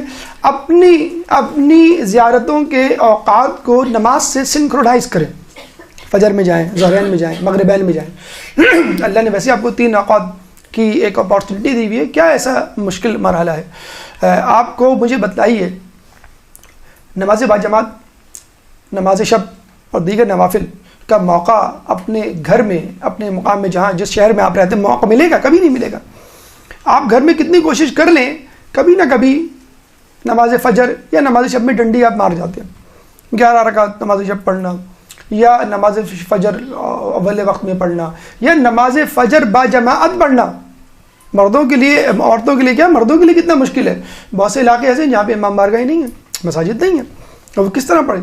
اللہ نے بہترین موقع دیا ہے کہ چند قدم چل کر آپ تمام نمازیں کوشش کریں، پوری کوشش کریں کہ آپ باجماعت پڑھیں. تمام نمازیں، کسی ایک نماز کے لیے بھی نہ سوچیں کہ بھئی ہم زیارت کرنے جائیں گے مثلا 9 بجے تو بس اسی وقت پڑھ لیں گے یا ہوٹل میں پڑھ کے جائیں گے. نہیں، آپ اپنی زیارت کا وقت نماز سے میچ کریں کہ مجھے ایسے وقت میں جانا ہے کہ جب مجھے جماعت کی نماز مل جائے. اور اس کے بعد بہت ساری نمازیں جو جماعت یومیہ نماز کے علاوہ ہوتی ہے، مثلا نماز زیارت ہے کہ جب بھی آپ زیارت پڑھیں گے معصوم کی تو نماز زیارت بھی اس کے ساتھ پڑھیں گے، اس میں انبیاء بھی آ جاتے ہیں.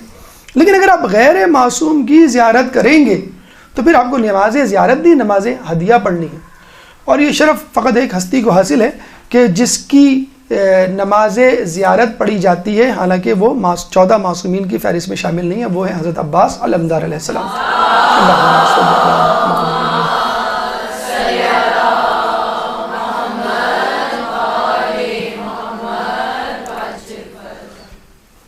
نماز تحیۃ المسجد، بہت ساری مسجدیں ہیں جن کا آپ وزٹ کرتے ہیں. مسجد حنانہ ہے، مسجد سہلہ ہے، مسجد کوفہ ہے. لوگ جاتے ہیں بس گھوم پھر رہے ہوتے ہیں، ویٹ کر رہے ہوتے ہیں بھائی فلاں. اچھا، یہ ویٹنگ سسٹم کا بڑا ایشو ہے، اس کو کبھی بھی نہیں ضائع کیجیے گا. ہوٹل کی لابی میں ویٹ ہو رہا ہوتا ہے، آدھا گھنٹہ وہاں لگتا ہے. پھر آپ گئے کمیل بن زیاد کی یا میں تمار کی یا جو ہے وہ حانی بن عروہ یا مسلم بن عقیل، ہر جگہ پہ آپ کو 15 منٹ آدھا گھنٹہ 15 منٹ آدھا گھنٹہ جو ہے وہ رکنا پڑتا ہے. تو بھائی آپ کیوں ٹائم ضائع کر رہے ہیں؟ آپ کوئی ذکر کریں.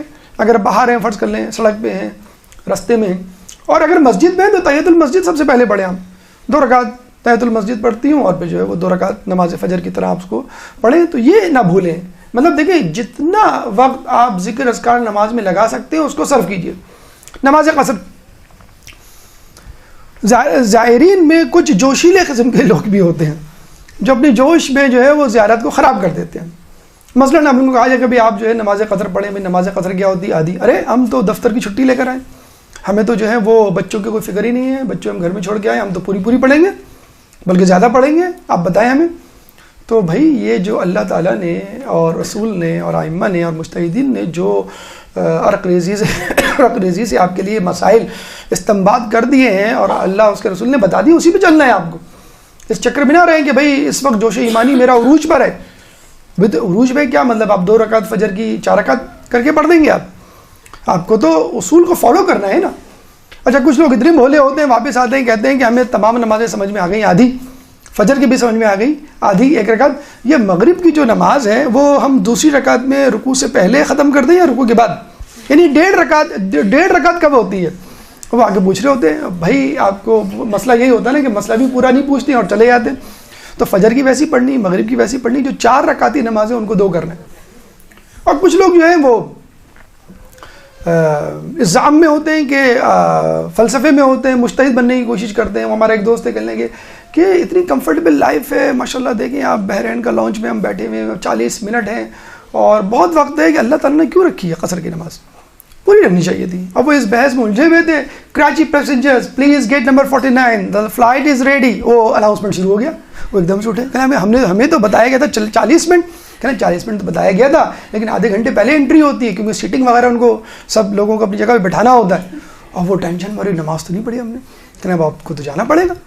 اب وہ کبھی ادھر جا رہے ہیں کبھی ادھر جا رہے ہیں، کبھی جو ہے وہ وہاں سے سیکورٹی گارڈ آ رہا ہے کبھی وہاں سے آ رہا ہے. You are from Karachi? Yes. Okay gate number 49. Hurry sir وہ نماز، نو نماز، گو 49 گیٹ نمبر 49. اور وہ ٹینشن میں بھاگ رہے ہیں، دوڑے سر کو جا رہے ہیں کیا کروں قصر نماز. میں نے کہا آپ پوری پڑھ سکتے ہیں؟ کہتے پوری کیا، میں تو اس وقت قصر بھی نہیں پڑھ سکتا.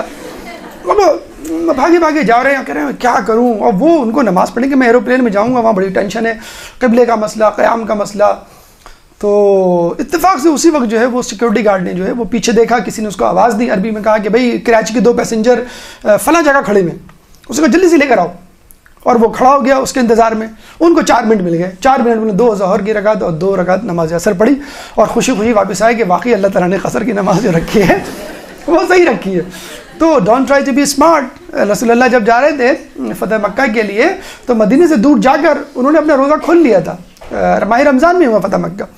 کچھ لوگوں نے نہیں کھولا تھا جس میں بڑا غم غصے کا اظہار کیا تھا. تو رسول کے ساتھ بھی ایسے لوگ تھے جو اپنے طور پہ قیاس کیا کرتے تھے. تو خدا را اپنے طور پہ قیاس نہ کیجئے.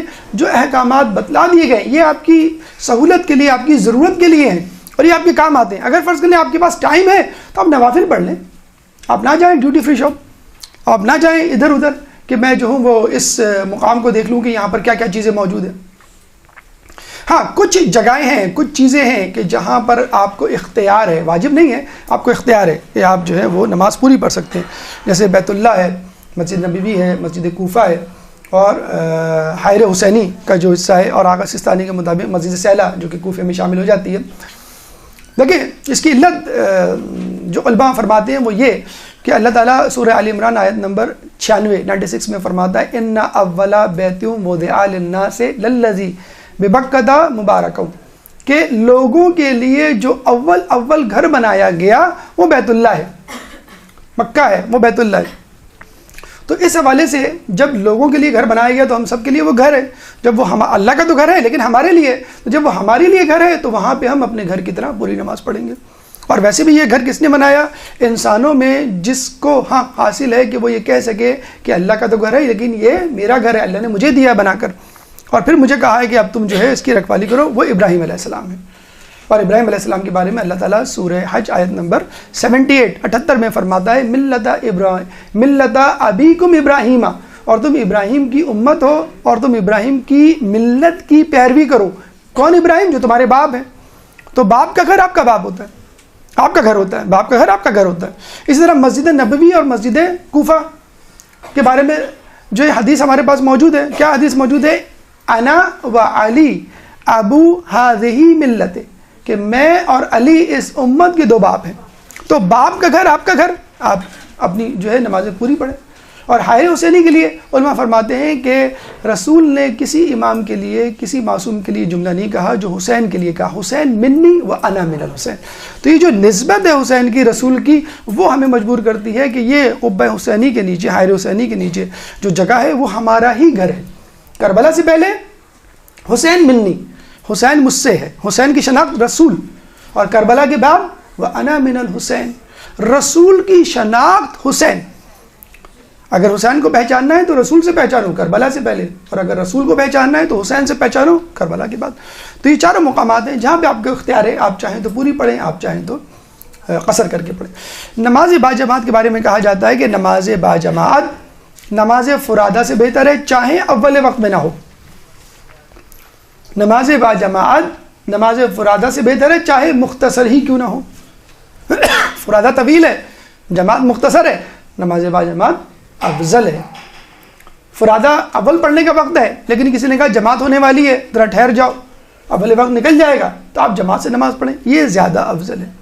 تو نماز باجماعت اور خود نماز در حرم امام کے حرم میں نماز، یہ بھی مسئلہ ہے کہ امام کے حرم میں نماز مسجد میں پڑھی جانے والی نماز سے بہتر.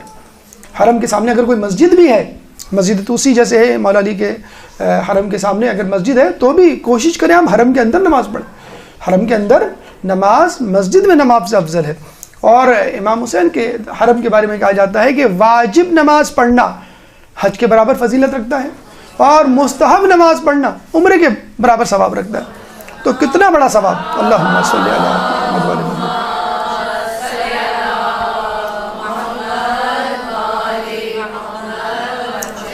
اور دیکھا جائے تو ہم زیارت کیوں کر رہے ہیں؟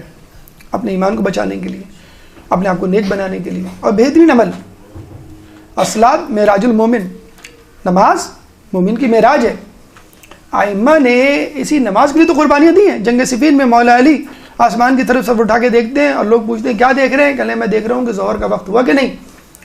لوگوں نے کہا اس حالت جنگ میں نماز کی فکر؟ تو مولا نے کہا اسی نماز کے لیے تو جنگ کر رہا ہوں.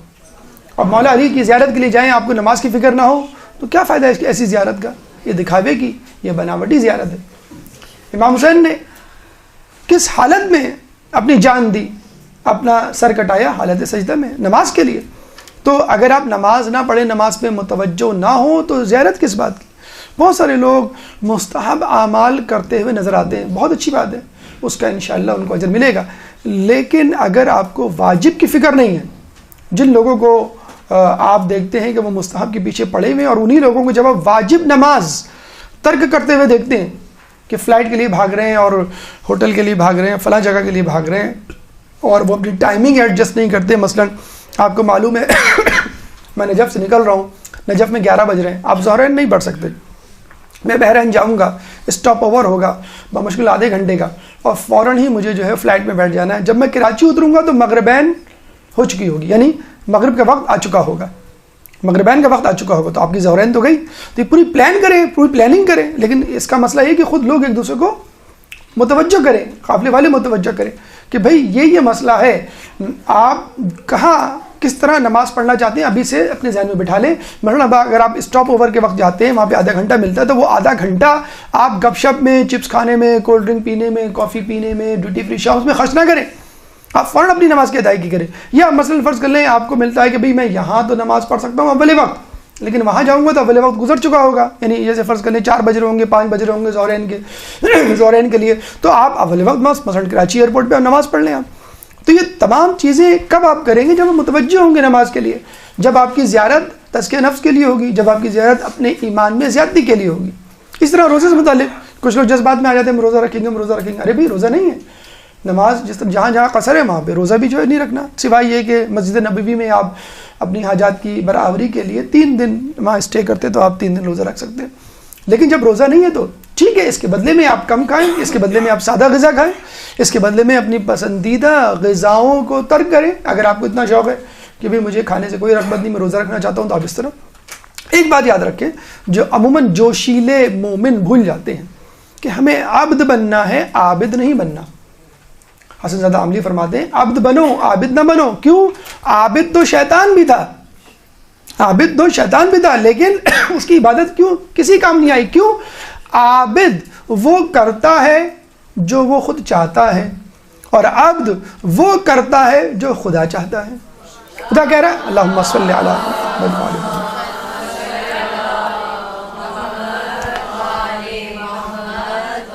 خدا کہہ رہا ہے کہ روزے رکھو، آپ نے روزے رکھنے شروع کر دیے، رکھتے رکھتے رکھتے رکھتے ایک دم سے عید آ گئی.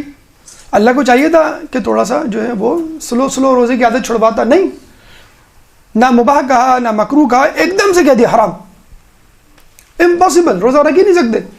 کتنی جسے کہتے ہیں عجیب سی کیفیت ہوتی ہے کہ جو ہے آپ 30 دن جو ہے یا 29 دن جو ہے وہ بغیر ناشتے بغیر کھانے کے گزار دیتے ہیں، اور ایک دم سے آپ کو سیوئیاں اور جو کھانا جو ہے وہ دے دیا جاتا ہے ناشتہ، اور آپ کو وہ کھانا پڑتا ہے. تو عبد بننا ہے، جیسے کہا جائے، جہاں کہا جائے، جو کہا جائے آپ کو کرنا ہے. جب کہا جائے کہ رک جاؤ تو رک جائیں، جب کہا جائے کہ شروع ہو جاؤ تو آپ شروع ہو جائیں. تو آپ کو فقط یہ دیکھنا ہے کہ اللہ مجھ سے کیا تقاضا کر رہا ہے، یہ نہیں کہ میں کیا تقاضا کر رہا ہوں اپنے آپ سے. ورنہ تو شیطان نے بھی آفر کی تھی کہ اللہ مجھے اس سجدے سے باز رکھ، تیری ایسی عبادت کروں گا کہ پوری کائنات میں کسی نے نہیں کی ہوگی. تو اللہ نے کیا فرمایا؟ اللہ نے کہا کہ مجھے اپنی بنائی ہوئی عبادت چاہیے، تیری بنائی ہوئی عبادت نہیں چاہیے۔ تو ماہ رمضان میں چاہے آپ قرآن پڑھ ڈالیں 20 رکعت میں، 10 8 رکعت میں، وہ عبادت کسی کام کی نہیں جب تک آپ اللہ کی بنائی ہوئی عبادت نہ کریں۔ اب آئیے ہماری گفتگو کے چوتھے مرحلے کی طرف، چند ہدایات جو ایک زائر کو اپنے ذہن میں رکھنی چاہیے زیارت پہ جانے سے پہلے۔ ایک درود پڑھ دیں محمد والے محمد۔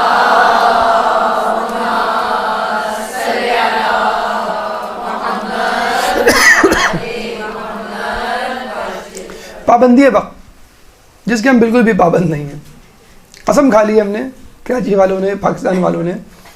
یقین کریں ایک عزت بنی ہوئی ہے عراق میں، خدا را اس کو باقی رہنے دیں، ورنہ کسی ملک میں جو ہے وہ ہماری عزت اب نہیں رہی۔ اور یہ کوئی پاکستانی پولیٹیشنز کی وجہ سے نہیں، خود ہماری حرکتوں کی وجہ سے، خود ذاتی جو حرکتیں ہماری عادتیں ہیں۔ یقین کریں ایسے ایسے منظر ہم نے خود اپنی آنکھوں سے دیکھے۔ کھانے کا وقت، ناشتے کا وقت آپ کا 8 سے 10، 2 گھنٹے کا ناشتہ، 2 گھنٹے کا ناشتہ، اور بیرا آ کے نیچے ریسیپشن پہ چیخ رہا ہے یہ کیسے لوگ ہیں، کیسے پاکستانی ہیں، 12 بج رہے ہیں اور ناشتہ چل رہا ہے، 12 سوا 12 ہو رہے تھے اس وقت۔ تو لوگوں نے اس کو سمجھایا کہ اس میں گرم ہونے کی کیا بات ہے، 55 لوگ ہیں یا 60 لوگ ہیں یا 100 لوگ ہیں تو ٹائم تو لگے گا۔ کہہ لیں گے ایرانی جو آئے تھے وہ 100 کے قریب تھے، 7 بجے آئے تھے، 7:30 بجے چلے گئے۔ پورے قافلے نے آدھے گھنٹے میں ناشتہ کر لیا اور ہم سے زیادہ کیا، لیکن ایک ڈسپلن کہ بھئی اتنے ٹائم میں ہمیں وہ ناشتہ کرنا ہے۔ تو مجھے بتائیں جو لوگ، جو قوم، اب آپ مجھے بتائیں صبح کا سیشن جو فجر سے ظہرین تک ہوتا ہے اس میں آپ کچھ کام کر سکتے؟ ایک صاحب سے کبھی 8 بجے زیارت جانا ہے، oh 8 o'clock not possible for me, it's very hard. کیوں؟ 4 بجے تک آپ ہوٹل کی لابی میں گپ شپ کر رہے ہوتے ہیں، مولانا کو بھی جگا رہے ہوتے ہیں، خود بھی جاگ رہے ہوتے ہیں، تو آپ صبح کیسے اٹھیں گے؟ نماز فجر کیسے ہوگی؟ نماز شب کیسے ہوگی؟ پورا سیشن۔ آیت اللہ سیستانی کے جب ہم گھر گئے تھے ان سے ملنے کے لیے تو قافلہ آیا ہوا تھا، 4:30 بجے ہم گئے تھے اور ہم کو گھر کی یاد آ رہی تھی، مطلب ہوٹل کی یاد آ رہی تھی کہ بھئی ہوٹل جانا ہے اور ہمیں جو ہے آرام کرنا ہے، کیوں ابھی ہم جو حرم سے ہو کے آ رہے ہیں۔ پتہ چلا کہ پورا 150-200 کا قافلہ، 250 کا قافلہ کوفے کی مسجد یہ اعمال کر کے پہنچا ہوا تھا۔ 5 گھنٹے کے اعمال ہیں، کسی سے پوچھے منہ اترا ہوا ہوتا ہے جب کوفے سے آدمی آتا ہے نا، تو آدمی کا منہ اترا ہوا ہوتا ہے کہ ہمیں کچھ مت کہو، بس ہمیں جو ہے بستر پہ جانے دو یا کھانا دے دو، ہمیں کچھ نہیں پوچھنا۔ کہاں آئے ہوئے تھے وہ؟ کوفے کا عمل کر کے آیت اللہ سیستانی، جہاں پہ ان کو 3 گھنٹے لگے، 4:30 سے 8:30 بجے تک۔ ہم باہر نکلے، ہم تو پھر بھی قدرے فریش تھے، ہم نے کہا چلیں تھوڑا سا اور آگے چلے جائیں، آیت اللہ بشیر نجوی سے مل لیں، پہلے کہ ہمارے پیچھے پیچھے وہ لوگ بھی شامل۔ تو خدا را اپنے آپ کو ٹف بنائیے، یہ زیارت یہی تو سکھا رہی ہے آپ کو۔ کراچی میں، اپنے گھر میں، اپنے ملک میں جن عادتوں میں آپ مبتلا ہیں ان عادتوں کو چھوڑنے کا بہترین طریقہ ہے، چائے ملے نہ ملے کوئی بات نہیں، کھانا ملے جیسے بھی ملے کوئی بات نہیں، نیند کبھی پوری کبھی نہیں، کبھی 3 گھنٹے کی، ٹھیک ہے باقی نیند میں بعد میں پوری کروں گا، اس طرح سپلٹ کرتے ہیں آپ نیند کو۔ ٹھیک ہے میں رات کو دیر سے سویا لیکن فجر میں اٹھنا ہے، چاہے کچھ بھی ہو جائے، یہاں کربلا میں یا نجف میں جماعت نہیں چھوڑوں گا فجر کی، اب تہیہ کر لیں۔ اور یقین کریے یک سردی میں جب آپ امام کے حرم میں جائیں گے اور فجر کی نماز پڑھیں گے وہ کبھی نہیں بھولیں گے آپ۔ اپنے گھر میں گرم گرم پانی سے گیزر سے اور ہیٹر آن کر کے جو نماز پڑھ لیتے ہیں ہوتے ہیں وہ کچھ بھی نماز نہیں، وہ کبھی نہیں یاد ہے کہ مولا کے حرم میں نماز پڑھ رہے تھے، فجر کی نماز 3-4 ڈگری سینٹی گریڈ بارش ہو گئی، وہ کبھی نہیں بھول سکتے کہ آپ فجر کی نماز مولا علی کے حرم میں بارش ہو گئی اور وہاں سے ہکا دیا گیا چلو یہاں سے وہاں جاؤ، وہاں گئے تو وہاں پہ چھتری کے نیچے تو وہاں پہ چھتیں ٹپک رہی ہیں۔ ایک مجھے ان کا نام یاد نہیں آیت اللہ کا، تو وہ اٹھے نماز شب میں اور اپنی بیگم کو کہا کہ ذرا چائے بنا دو، تو بیگم نے چائے بنائی، چائے بنانے کے بعد دیکھا دائیں بائیں موجود ہی نہیں، وہ پورے گھر میں ڈھونڈ ڈالا وہ موجود ہی نہیں، تو انہوں نے کہا بارش سردی ہے، بارش تو دور کی بات برف باری ہو رہی ہے، یہ کہاں چلے گئے؟ بہت سوچا بہت دیکھا کہ بس اب ایک ہی جگہ رہ گئی چھت، ممکن تو نہیں ہے کہ وہ چھت پہ موجود ہو بس برف باری میں، لیکن پھر بھی وہی جگہ رہ گئی جہاں میں جا سکتی ہوں، میں باہر تو نہیں نکل سکتی۔ تو سیڑھیاں چڑھ کے وہ جب چھت پہ پہنچی ان کی بیگم، تو آیت اللہ وہ مجتہد جو ہے وہ رکوع کی حالت میں اور 6-6 انچ کی برف جمی ہوئی تھی، کمر پہ 6-6 انچ کی برف اور حالت رکوع میں۔ یہ ہے دنیا وما فیہا سے بے خبر ہونا جب اللہ سے آپ ہم کلام ہو، جب اللہم صلی اللہ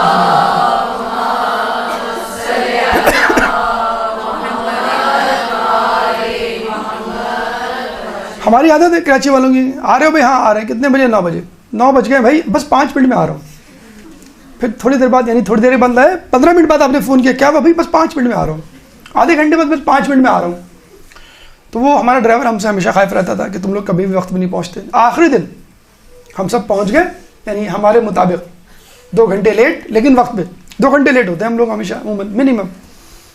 تو ڈرائیور موجود نہیں، وہ سب جو خوشی سے نعرے لگا رہے ہیں اب آ جائے ڈرائیور، ساری کسر نکالیں گے پوری زیارت کی کہ ہم نے تمہیں ستایا، آج تم نے ہمیں ستایا.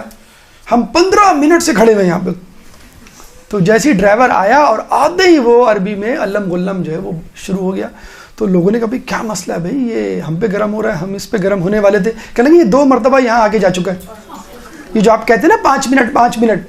تو وہ بیچارہ بھولا بھالا، وہ پاکستانی تھوڑی ہے، وہ تو عراقی ہے، وہ 5 منٹ سمجھ کے آ گیا. اور جمعرات کا دن ہے، لوگوں کا انفلکس ہوگا شب جمعہ گزارنے کے لیے. سیکیورٹی ایشو تھے نجف میں اس زمانے میں، آپ کو معلوم ہوگا 7 گاڑیاں ٹکرائی تھیں، بم بلاسٹ ہوا تھا، لیکن وہی لوگ جو ہے ہلاک ہوئے، جہنم واصل ہوئے، تقریباً 100 سے زیادہ افراد. تو سیکیورٹی بڑی ٹائٹ تھی، وہ ایک لمحے کے لیے بھی آپ کو نہیں کھڑے ہونے دیتے تھے. تو آپ امام کو راضی کرنے جا رہے ہیں، لوگوں کو، مخلوق خدا کو ناراض کر رہے ہیں، تو امام کیسے آپ سے جو ہے وہ راضی ہو جائے گا؟ آپ کو واقعہ نہیں یاد ہے کہ جو علی بن یقطین کا امام سے ملنے آئے تھے تو امام نہیں ملے تھے. کیوں نہیں ملے تھے؟ کہ تم نے ابراہیم جمال کو ناراض کیا. کیوں ناراض کیا؟ پتہ چلا کہ ابراہیم جمال اونٹ والا شترمان تمہارے پاس آیا تھا، تم نے ملنے سے انکار کر دیا تھا، اور تم اپنے آپ کو بہت، مطلب کہنے کا مقصد یہ تھا کہ تم اپنے آپ کو بہت بڑی اونچی چیز سمجھتے ہو. اگر تم میرے قریب ہو اور میں نے تم کو وزیر اعظم یا وزیر وزارت کا عہدہ دلوایا یا تم سے راضی ہوں اس حالت میں تم سے راضی نہیں ہوں، اور تمہارا خدا بھی تم سے راضی نہیں ہے، جاؤ اس کو مناؤ. علی بن یقطین وہاں سے جاتے ہیں، کہاں؟ کوفے، اپنے ہی جگہ، عراق، اپنے ملک مدینے سے. گھر نہیں جاتے ہیں، وہاں جاتے ہیں اور ابراہیم جمال سے کہتے ہیں مجھے معاف کر دو، فلاں دن تم آئے تھے، میں مصروفیت کی وجہ سے تم سے نہ مل سکا، مقصد تمہاری اہانت نہیں تھا. اس نے کہا ٹھیک ہے میں نے معاف کیا.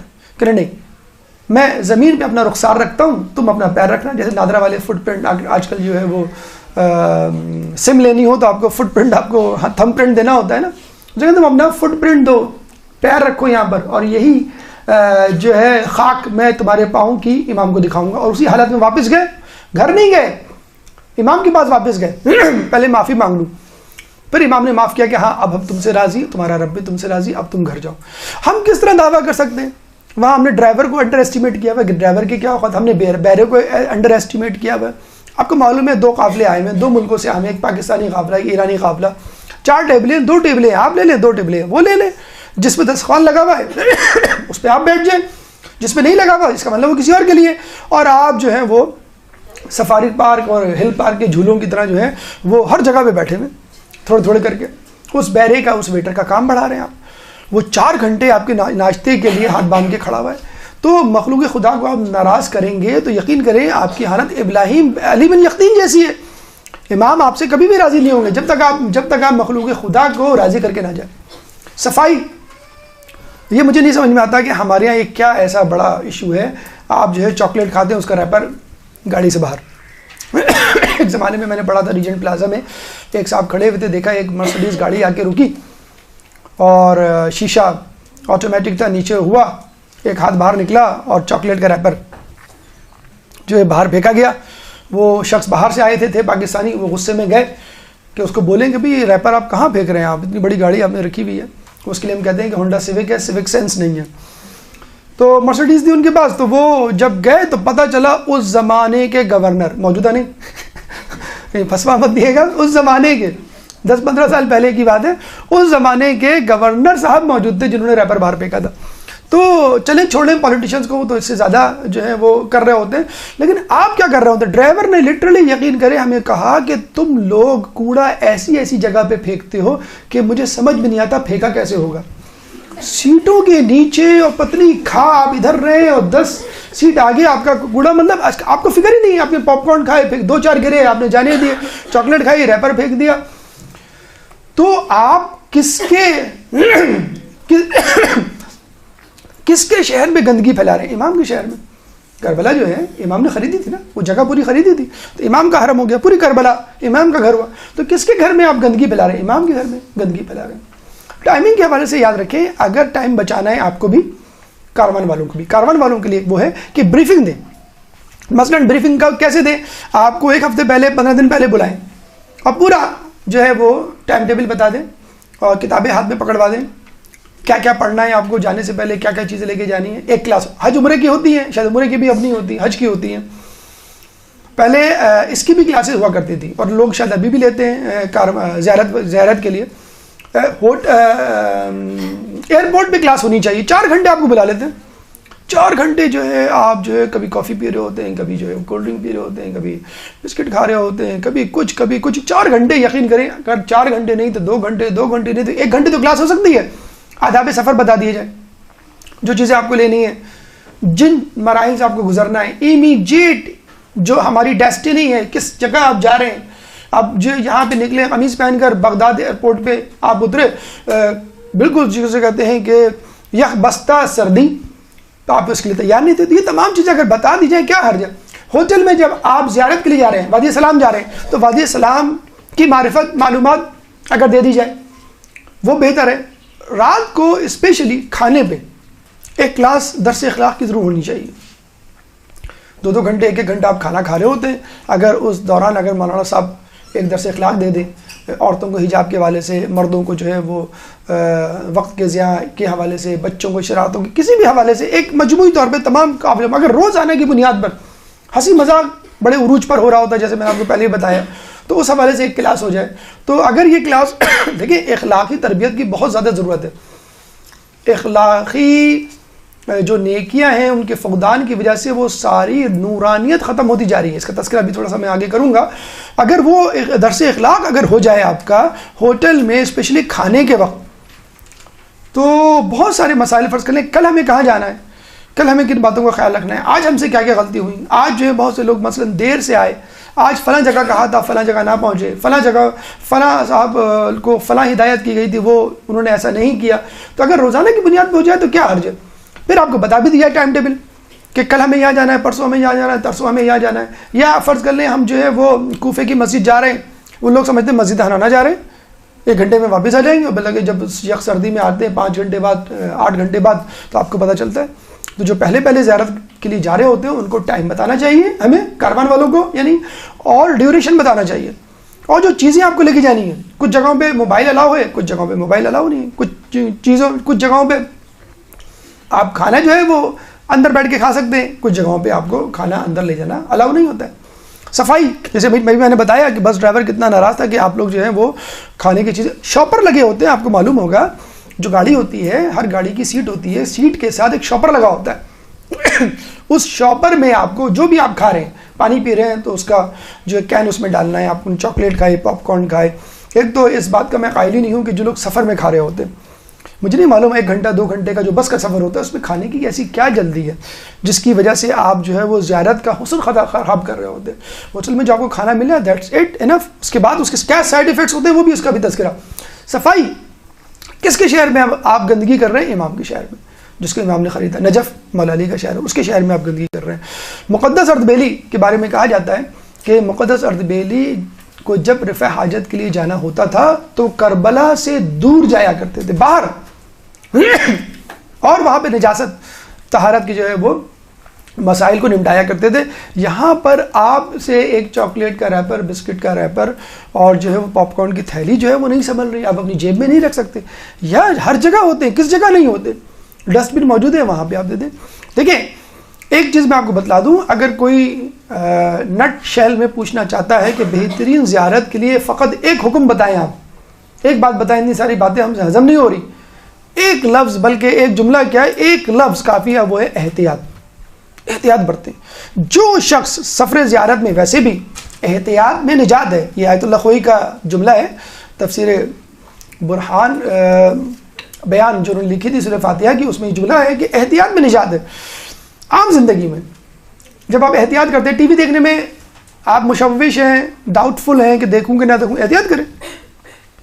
وضو کے حوالے سے ہے، جتنی احتیاط کر سکتے ہیں، روزے کے حوالے سے جن چیزوں میں احتیاط ہے، کچھ چیزوں میں ٹھیک ہے آپ کو جو ہے وہ اصل برات جسے کہتے ہیں کہ آپ کو جو ہے وہ فائدہ دے دیا جاتا ہے، ٹھیک ہے آپ شک نہ کریں، آپ جو ہے اپنے شک پر یقین نہ کریں، اس کو جو ہے اس کی پرواہ نہ کریں، لیکن دیکھا یہی گیا ہے کہ انسان جب بھی احتیاط کرتا ہے اس کا فائدہ اس کو پہنچتا ہے۔ ایک مشکوک غذا ہے، آپ اس کو احتیاط کریں۔ ایک چیز جو وہاں پر ہمیں نظر آتی ہے، لوگوں کی چیزیں استعمال کرنے میں احتیاط نہیں کرتے۔ کسی کا موبائل پڑا ہے، آپ نے موبائل لے کے دیکھنا شروع کر دیا، اس کی اجازت کے بغیر آپ نے موبائل لیا، یہ احتیاط کے خلاف ہے، بلکہ حکم کے مسئلے کے خلاف ہے۔ کسی شخص کی چیز بغیر اجازت کے استعمال نہیں کر سکتے۔ کوئی شخص بیٹھا ہوا ہے، آپ نے اس کا مفلر، اس کا پرس، کتاب، جو بھی چیز تھی اٹھا کے دوسری جگہ رکھی، خود بیٹھ گئے۔ جب وہ آیا، آپ بیٹھیں گے کیا؟ اب وہ کیا بیٹھے گا؟ آپ بیٹھے ہوئے، آپ کو اٹھا کے کیا وہ آپ کو پریشان کرے؟ آپ بیٹھے۔ ارے چھوڑیں اس بات کو، لوگ ایروپلین کی کھڑکی والی سیٹ پہ جا کے بڑے دھڑلے سے بیٹھ جاتے ہیں۔ ہمارے ابا کا جو ہے ایروپلین ہے، پھر کوئی آتا ہے تو آپ ادھر بیٹھ جائیں۔ ارے کیوں بیٹھ جائیں؟ یہ میری سیٹ ہے، میں یہاں بیٹھوں گا، آپ بیٹھ جاؤں ادھر جو آپ کی سیٹ ہے۔ تو بڑے دھڑلے سے لوگوں کی تربت مہر آپ جو ہیں وہ حرم سے لے کے آ جاتے ہیں۔ ارے اب کون جائے، پھر سیکیورٹی چیک سے گزرنا پڑے گا، پھر تلاشی دینی پڑے، چلو یہ غلط ہے، حرام ہے، یہ آپ نہیں لے جا سکتے۔ ہم نے لوگوں کو اتنی احتیاط کرتے ہوئے دیکھا ہے کہ جس جگہ سے مہر اٹھائیں گے اسی جگہ رکھیں گے۔ باکسز ہوتے ہیں، ایک انٹری پہ رکھا ہوا ہے، ایک حرم کے باہر رکھا ہوا ہے، اور ایک جو ہے زری کے پاس کہیں رکھا ہوا ہے۔ تو جہاں سے مہر اٹھائیں گے وہیں رکھیں، جہاں سے جو کتاب اٹھائیں گے وہ وہیں رکھیں گے۔ آپ نے اکثر دیکھا ہوگا کہ وہاں پہ لوگ گھوم رہے ہوتے ہیں ٹرالی لے کر، کہ کتابیں اٹھاتے ہیں مختلف جگہوں پہ اور ان کو جا کے وہاں پہ رکھ رہے ہوتے ہیں جہاں پہ ہوتی ہیں۔ تو اس شخص کی جو دقت ہے آپ اس کو کم کر دیں گے کم از کم، کہ جہاں سے جو چیز اٹھائی ہے اس کو آپ وہاں رکھیں۔ مقدس عرض بیلی کی دیکھیے، میں آپ کو بتا رہا ہوں کہ جو آپ کہہ رہے ہیں آپ یہ سمجھ رہے ہوں گے احتیاط کون سی ایسی بڑی چیز ہے، ٹھیک ہے یہ حرم میں جو لوگ کام کر رہے ہیں ان کو معاوضہ مل رہا ہوگا۔ یہ بات میں آپ کو بتا دوں، 2 سال پہلے تک حرم میں کام کرنے والوں کو معاوضہ نہیں دیا جاتا تھا۔ اب 2 سال سے ماشاءاللہ آپ لوگوں کے زیارت کے ہجوم سے، انفلکس سے، اور ویسے بھی سیکیورٹی کے حالات وہاں بہتر ہوئے ہیں، تو اب اس قابل ہوئے ہیں وہ لوگ کہ جو لوگ وہاں پہ جیسے جوتے کے اسٹال پہ بیٹھے ہیں اور یا حرم میں کام کر رہے ہیں ان کو باقاعدہ تنخواہیں دی جاتی ہیں۔ پہلے وہ بھی نہیں دی جاتی تھی، لوگ فی سبیل اللہ کر رہے ہوتے تھے۔ احتیاط کرنے والے کہاں پہنچتے ہیں؟ یہ جتنے بھی علماء اعلام ہیں، جتنے بھی عرفاء، احتیاط کر کے اس منزل پر پہنچے۔ مقدس عرض بلی کو کوئی ایسے ہی سوال کا جواب نہیں مل جاتا تھا فقط علمیت کی بنیاد پر، تقوی کی بنیاد پر، نورانیت کی بنیاد پر، معرفت کی بنیاد پر، احتیاط کی بنیاد پر۔ ایک احتیاط سنیں مقدس عرض بلی کی، ایک درود پڑھ دے محمد والے محمد۔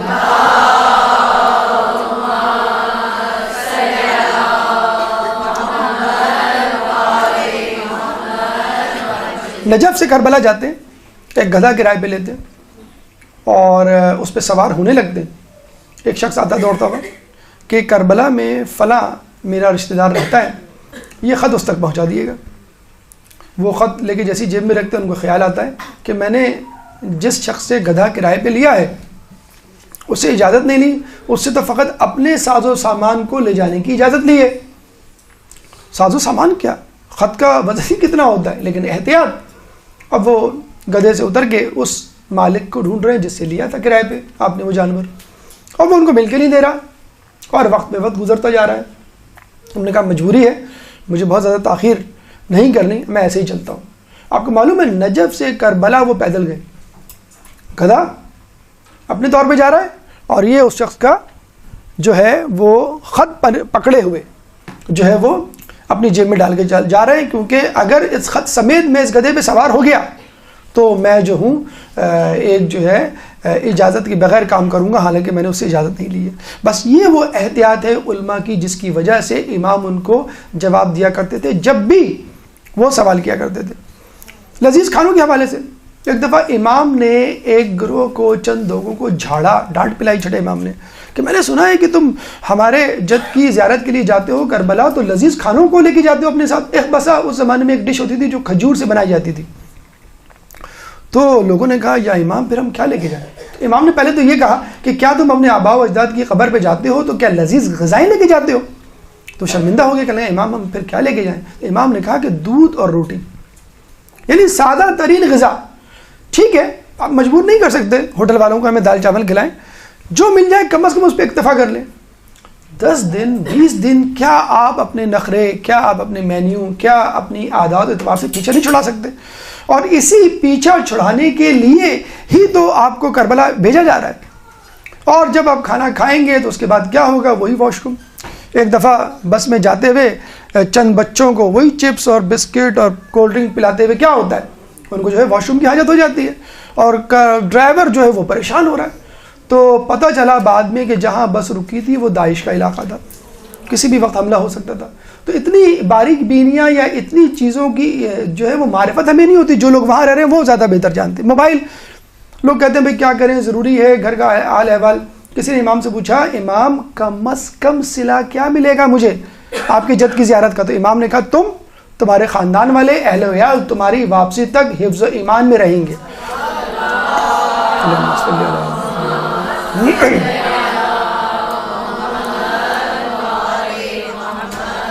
اور قیامت میں بھی اللہ تمہارا محافظ ہوگا. ہاں موبائل کا پازیٹیو یوز ہے، جیسے جاتے ہی اینڈرائڈ موبائل پہ فرنٹ پہ آپ اس جگہ کا اس شہر کا ویدر ڈال دیں، آپ ٹیمپریچر، سن رائز، سن سیٹ، یہ معلومات یا کتابیں ڈاؤن لوڈ کر لیں، اپلوڈ کر لیں، کوئی مذاقہ نہیں. شاپنگ کریں لیکن اس کو آخری دن اور آخری اوقات کے لیے مختص کر دیں. حدیث میں ہے، واقعی ہے کہ سفر سے واپس آؤ تو اپنے اہل ویال کے لیے تحفہ لے کر آؤ، چاہے وہ پتھر ہی کیوں نہ ہو، اور اگر وہ پتھر در نجف ہو تو کیا ہی بات ہے. اب آیا اگر وہاں سے لائیں، زیتون لائیں، لیکن جو ٹریڈیشنل تحائف جو کربلا کے ہمیں ملتے ہیں وہ ہے مہر، تسبیح اور کھجور. مطلب وہ چیزیں جو وہاں کی سوغات ہیں ان کو لے کے کم از کم ضرور ہے. زائرین کی خدمت آپ جتنی کر سکتے ہیں، برا ماننا تو بہت دور کی بات، کسی کا سامان اٹھانا ہے، کسی کو جو ہے وہ پلیٹ ہاتھ میں دینا ہے، کوئی بھول گیا چابی اپنے کمرے میں، بھاگ کے جا کے آپ لے کے آ رہے ہیں. اور بہین پہ کیسے جو ہے وہ مراحل آپ کو نظر آتے ہیں. آپ کو خود معلوم ہے کہ آیت اللہ مجتہدین جو ہے وہ لوگوں کو جو ہے وہ سرو کر رہے ہوتے ہیں. پوری زیارت دوران اگر آپ خاموش رہیں گے، یہ ایک نصیحت دی جناب لقمان کو اپنے بیٹے کو جب سفر پہ جا رہے تو 3 نصیحتیں کی تھی کہ بیٹا خاموشی اختیار کرنا، درگزر سے کام لینا اور نماز میں مصروف رہنا. اور یہی جو ہے حدیث کی صورت میں ہمارے امام کی طرف سے ملتی ہے. نماز کے لیے آپ کو معلوم ہے کہ جو کربلا کا سفر بی بی زینب اور جناب سجاد نے کیا تھا، 1445 میل، 36 شہر، 72 بازار، 144 گلیاں، 258 جو ہے وہ موڑ اور 3 دریا، لیکن اس کے باوجود ایک نماز بھی قضا نہیں. آپ موو کریں، زیارت ضرور کریں اور وادی سلام بھی جائیں، قبور مبارک پہ جائیں علماء کے، لیکن زندہ مجتہدین کم از کم ان کی زیارت کرنے کے لیے کوئی دقیقہ فروگزار نہیں کریں، پوری کوشش کریں. اور جب وہاں جائیں تو خدا را اختلافی سوالات سے گریز کریں. جو سوالات آپ کی خود سازی کے لیے ہو سکتے ہیں وہ ضرور کریں. علماء کی زیارت کرنا نہ بھولیں، جیسے علی قاضی کی زیارت وادی سلام میں اکثر لوگ اس کو بھول جاتے ہیں کیونکہ وادی سلام کی دوسری طرف ہے. ایک مرحلہ جس پہ بہت گفتگو کرنی تھی لیکن وقت کی کمی ہے، بس ہم اس کا اختتام کرتے ہیں. مکس گیدرنگ سے اجتناب برتیں، یہ ایک بہت بڑا فتنہ ہے جو اس وقت زیارت، عمرہ اور حج میں سامنے آیا ہے. لوگوں کو احساس ہی نہیں ہوتا کہ ہم کیا کر رہے ہیں. ایک مولانا صاحب نے جو ہے وہ ہمیں بتایا اس سے پہلے جب ہم گئے تھے کہ یہاں پہ جو ہے ایک خاتون، ایک صاحب کا جو ہے وہ چکر چلا اور ان کی شادی ہو گئی. ہم نے کہا چلیں شادی تو ہو گئی، کہنے کیا مطلب؟ میں نے کہا النکاح سنتی فمن رغب عن سنتی فلیس منی، کہ نکاح میری سنت ہے، جس نے اس سے روگردانی کی وہ مجھ میں سے نہیں ہے. تو مولانا صاحب نے کہا کہ ارے بھائی یہ حدیث جو ہے غیر شادی شدہ افراد کے لیے، وہ دونوں پہلے سے شادی شدہ تھے، دونوں نے طلاقیں لی اور دی اور پھر جو ہے نئے طور پہ شادی کے بندھن میں بدھے. بہرحال یہ چیزیں بھی ہوتی ہیں، کوشش کریں، اس کا خیال رکھیں. بعد از زیارت آپ کو یہ دیکھنا ہے کہ میرے اندر کتنی تبدیلی آئی. کچھ لوگ گھر پہنچنے کا انتظار نہیں کرتے، ڈیوٹی فری شاپس پہ اتنے مصروف ہوتے ہیں کہ نماز کب قضا ہوئی پتہ ہی نہیں چلتا. اب وہ کہتے ہیں دیکھیں ہم نے تبدیلی آ تو گئی ہمارے اندر. کراچی ایئرپورٹ پہ خاتون نے دوسری خاتون سے کہا کہ آپ کہاں سے آئیں؟ آپ تو ہمارے قافلے میں نہیں تھی. کہ لیکن تھی، لیکن پہلے حجاب تھا اب نہیں ہے. تو کراچی ایئرپورٹ پہ بحرین اسٹاپ اوور پہ آپ جو ہے تبدیل ہو جاتے ہیں اور امام کو بتلاتے ہیں آپ نے کہا تھا نا تبدیل ہونے کا، ہم ہو گئے. اور جب بھی وہاں سے واپس آئے یہ دعا آپ کی ورد زبان ہو. کبھی بھی اس دعا کو جو ہے موقوف معطل منسوخ نہ کریں. اللہم اجعلنی من زوار الحسین. جب بھی امام کی یاد آئے تو جہاں کھڑے ہوں وہاں پہ السلام علیکہ یا ابا عبداللہ. کلام آخر امام فرماتے ہیں اپنے پیروکاروں کو یاد کرتے ہوئے کہ دیکھو اگر تم ہماری زیارت کرنا چاہتے ہو اور نہ کر سکو تو ہمارے سچے پیروکاروں کی زیارت کر لو. اللہ تعالیٰ سے دعا ہے کہ ہمیں امام کی زیارت کرنے کی توفیق عطا فرما، زیارت کا حق ادا کرنے کی توفیق عطا فرما، تزکیہ نفس کا ذریعہ بنا ہماری زیارت کو، امام کے ظہور میں تعجیل فرما اور ہمیں ان کے جانثار و اعوان میں شامل فرما۔ ربنا تقبل منا انک انت السمیع العلیم وتب علینا انک انت التواب الرحیم برحمتک یا ارحم الراحمین۔ اللجن اللجن يا مولا اللجن اللجن اللجن اللجن اللجن اللجن اللجن يا صاحب السماء اللجن اللجن